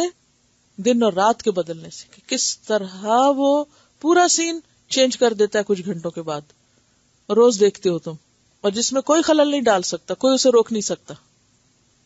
اور وہ دعا بھی یاد ہوگی آپ کو، قل اللہم مالک الملک تؤتی الملک من تشاء وتنزع الملک ممن تشاء وتعز من تشاء وتذل من تشاء بیدک الخیر انک علی کل شیء قدیر. تو اس سے بھی کیا پتہ چلتا ہے کہ اللہ کی قدرت اور طاقت ہر چیز سے بڑی. یولج اللیل فی النہار و یولج النہار فی اللیل وان اللہ سمیع بصیر، اور بے شک اللہ تعالی سننے والا ہے، دیکھنے والا ہے. ذالک یہ بات، بأن اللہ بے شک اللہ تعالی، هو الحق وہی حق ہے، وان اور بے شک، ما جن کو، یدعون وہ پکارتے ہیں، من دونہ اس کے سوا، هو الباطل وہ سب باطل، وان اللہ اور بے شک اللہ تعالی، هو العلی الکبیر وہ بلند ہے بہت بڑا. یہ کیوں کہا گیا؟ کیا معنی ہے اس کا؟ اس آیت سے کیا پتہ چل رہا ہے؟ اللہ کا سہارا چھوڑ کر جو غیر کا سہارا لیتے ہیں وہ کامیاب نہیں ہوا کرتے. جو اللہ کو تھامتا ہے وہ لازماً کامیاب ہوتا ہے، کیونکہ اللہ ہی حق ہے، باقی سب باطل. اور اللہ بلند ہے بہت بڑا، الکبیر المتعال. علم ترا ایک اور مثال سے سمجھایا جا رہا ہے کہ اللہ کی قدرت، علم، بڑائی دیکھو، کیا تم نے دیکھا نہیں؟ ان اللہ کہ بے شک اللہ تعالی نے، انزل من السماء ماء اتارا آسمان سے پانی. یہ اللہ کی قدرت کی ایک اور نشانی، رات اور دن کے بدلنے کے بعد. فتصبح تو ہو جاتی ہے، الارض زمین کیا ہو جاتی؟ مخضرہ کیا؟ بہت سبز. خے ضاد رے خضر کہتے ہیں سبز کو، اخضر. زمین سر سبز ہو جاتی، پورا رنگ تبدیل ہو جاتا ہے. جس طرح دن کو آسمان کا رنگ بدل جاتا ہے، رات کو کچھ اور ہو جاتا ہے، ایسے ہی بہار میں کچھ اور ہو جاتا ہے اور خزاں میں کچھ اور ہو جاتا ہے. جب کھلے کھلے بڑے بڑے میدان ہیں، اگر ان کے پاس سے آپ گزریں، جب سنو پڑی ہوتی ہے تو کیسے لگ رہے ہوتے ہیں، جب بارش ہوتی ہے تو کیسے لگتے ہیں، جب سبزہ ہوتا ہے تو کیسے لگتے ہیں. یہ تبدیلی اتنی بڑی لینڈ پر کیسے ہوتی، کون کرتا ہے کہ پورا رنگ تبدیل ہو جاتا ہے، پوری فضا بدل جاتی ہے. اگر آپ کو صرف رنگ کرنا پڑے، چھوڑیے سب چیزوں کو، اگر صرف آپ کو کہا جائے کہ گرین کلر کر دے، اس میں پینٹ کر دیں، رنگ ختم ہو جائیں سارے، آپ کی ساری فیکٹریاں ناکافی ہو جائیں. کیونکہ ایک دفعہ آپ رنگ کریں گے، بارش ہوگی، سارا دھل جائے گا، پھر دوبارہ کرنے لگ جائیں. لیکن اللہ کا رنگ ہر بارش سے اور دھل کے نکھر جاتا ہے، اور جب چاہتا ہے اسے ختم کر دیتا ہے، اور پھر آپ کے رنگ اس کو فائدہ نہیں دیتے. یعنی اگر انسانوں سے کہا جاتا ہے کہ اسپرے کر کر کر کے اپنے لان گرین کریں، تو ہم میں سے کتنے لوگ کر سکتے؟ ان اللہ لطیف خبیر بے شک اللہ باریک بین ہے، باخبر ہے. لہذا مایوسی کا تو سوال ہی نہیں. ہر خزاں کے بعد بہار ہے، ہر رات کے بعد دن ہے. کس کو تسلی دی جا رہی ہے؟ اگر آپ صورتیں جس کانٹیکسٹ میں نازل ہوئی ہیں نا اس کو یاد رکھیں اور وہاں اپنے آپ کو پلیس کر لیں اور پھر آیتیں سنا کریں، ان لوگوں کے ساتھ شامل ہو جا کریں جو پہلے براہ راست مخاطب تھے، تو آپ دیکھیں گے کہ اور ہی زیادہ لطف آتا ہے. کہ اب مکہ کے مجبور ایسے مسلمان یا مدینہ کی ریاست بھی ابھی بالکل کمزور، ان کو یہ کہا جا رہا ہے کہ دیکھو اللہ نے آسمان سے پانی اتار کے کس طرح سبزہ پیدا کیا، تو تم بھی مایوس نہ ہو، یہ سب حالات بدل جائیں گے، آج تم کمزور ہو، ایک دن تم طاقتور ہو جاؤ گے. ان اللہ لطیف خبیر. اچھا، لطیف خبیر یہاں کیوں آئے؟ یعنی اللہ کو سب پتا ہے، لیکن وہ اپنے سارے کام بہت اچھے طریقے سے کرتا ہے، بہت باریکی کے ساتھ کرتا ہے، غیر محسوس طریقے سے کرتا ہے. یعنی پتہ ہی نہیں چلتا اور آپ دیکھتے ہی رہ جاتے اور چیزیں کچھ سے کچھ ہو جاتی. لطیف خبیر، خبیر کا مطلب تھا ماہر، اس کو سب پتا ہے کہ کرنا کیسے. ہم بے چین پریشان مایوس ہو جاتے کہ ہائے ہو نہیں رہا. یہ جو تبدیلیاں دن رات آتی رہتی ہیں کائنات کے اندر، یہ انسان کے لیے بہت بڑا سبق ہے. دیکھیے اگرچہ صورت ایک خاص ماحول اور خاص کانٹیکس میں نازل، لیکن اگر ہم سب اپنی اپنی زندگیوں پہ غور کریں، ہر شخص کی زندگی میں اور ہر روز کوئی نہ کوئی ایسی چیزیں آپ دیکھتے ہیں اپنے آس پاس کہ گھبرانے لگتے ہیں. یہ چیز کب ہو کے رہے گی، یہ حالات کب بدلیں گے، یہ مسئلہ اور پریشانی کب ختم ہوگی، یہ کام کب ہوگا. ہوتا ہے نا، چھوٹی چھوٹی چیزیں، ایک اسائنمنٹ ہی مسئلہ بن جاتی ہے کہ یہ کب ہوگی، اور ہو ہی جاتی ہے نا، پھر ہو جاتی ہے. تو بات یہ ہے کہ کوئی بھی چیز رکتی نہیں ہے. اصل چیز یہ کہ دنیا امتحان ہے نا، ہم سب کو اللہ نے ٹیسٹ تو لینا ہے، کبھی کسی طرح سے کبھی کسی طرح سے. اگر ہر چیز ہماری مرضی کی دنیا میں ہو جائے اور امتحان ختم ہو جائے تو پھر تو مقصد ہی ختم ہو جاتا ہے. تو جب بھی کوئی چیز مشکل لگنے لگے، ناگوار لگنے لگے، تو یہی سوچ لیا کرے کہ امتحان ہے میرے صبر کا. ان حالات میں اس طرح رہنا ہے نہیں، یہ سب بدل جائیں گے، اور جب بدلیں گے تو پتہ ہی نہیں چلے گا کہ وہ کیا ہوا. گروپ میٹنگ میں کوئی بہن بتا رہی تھی کہ ان کا بچہ کہیں سمندر کے کنارے گیا اور وہاں سے ڈرنا شروع ہو گیا. پھر اس کو کافی عرصے تک ڈر لگنے لگا. تو اس کے بعد اس بچے نے سورۃ البقرہ حفظ کرنا شروع کی، اور حفظ کرتے کرتے وہ پتہ ہی نہیں چلا کہ وہ ڈر کدھر گیا. یعنی وہ ایک چیز میری ماں کے لیے کس قدر پریشانی کی بات ہو سکتی ہے کہ بچہ سوتے سوتے ڈر جائے اور رونا شروع کر دے، یا خوفزدہ ہو جائے، یا یعنی تھوڑی سی اب نارمل قسم کی چیزیں اس کے ساتھ ہونے لگے. ہم دعائیں مانگتے رہتے ہیں، یا اللہ یہ چیز ہو جائے، ٹھیک ہو جائے. اور پھر ہم دعا مانگ کے خود بھی بھولے ہوئے ہوتے ہیں، اور اللہ تعالیٰ کو ایسا سبب وسیلہ بنا دیتا ہے کہ وہ چیز بالکل تبدیل ہو چکی ہوتی ہے. تو پھر ہم سوچتے ہیں کہ وہ کیا ہوا. لطیف خبیر، وہ اپنا کام کر رہا ہوتا ہے اور ہم بھول چکے ہوتے ہیں. اور زندگی میں کتنی چیزیں ایسی ہوتی ہیں کہ جو کتنے موڑ کھاتی رہتی ہیں. آج ایک چیز ہے، کل کچھ اور ہے. آج پریشانی ہے، کل خوشحالی ہے. آج خوشحالی ہے، کل پریشانی. یہ زندگی مسلسل تبدیلیوں کا نام ہے. اگر ہم چاہیں نا کہ حالات ہمیشہ ہماری پسند مرضی اور ہمارے طریقے کے مطابق رہیں تو یہ نہیں ہو سکتا. تو ضرورت اس بات کی ہے کہ انسان ہر حال میں اللہ کی رضا پہ راضی رہنا سیکھ جائے، راضی رہنا سیکھ جائے، اور ہر چیز کا بہتر پہلو دیکھتا رہے. لہو ما فی السماوات و ما فی الارض، اسی کے لیے ہے جو کچھ آسمانوں میں ہے اور جو زمین میں. وَإِنَّ اللَّهَ، اور بے شک اللہ تعالی، لَهُوَ الْغَنِيُّ الْحَمِيدُ، البتہ وہ بے نیاز ہے، تعریف والا ہے، بے نیاز ہے، بہت تعریف والا. اور حمید کون سا تعریف والا ہوتا ہے؟ کوئی کرے یا نہ کرے وہ آپ سے آپ محمود ہے. تو اگلی دو آیتیں بھی اسی مضمون سے متعلق ہیں. اب ایک تھوڑی سی نظر ڈال ہی لیجیے. الم تر ان اللہ سخر لکم ما فی الارض والفلک تجری فی البحر بامرہ ویمسک السماء ان تقع علی الارض الا باذنہ. یہ اللہ کی قدرت کی نشانی ہے. پھر اسی طرح وَهُوَ الَّذِي أَحْيَاكُمْ ثُمَّ يُمِيتُكُمْ ثُمَّ يُحْيِيكُمْ، یہ بھی اس کی قدرت کی نشانی. اوکے. سبحانک اللہم وبحمدک، نشہد ان لا الہ الا انت، نستغفرک ونتوب الیک. السلام علیکم ورحمۃ اللہ وبرکاتہ.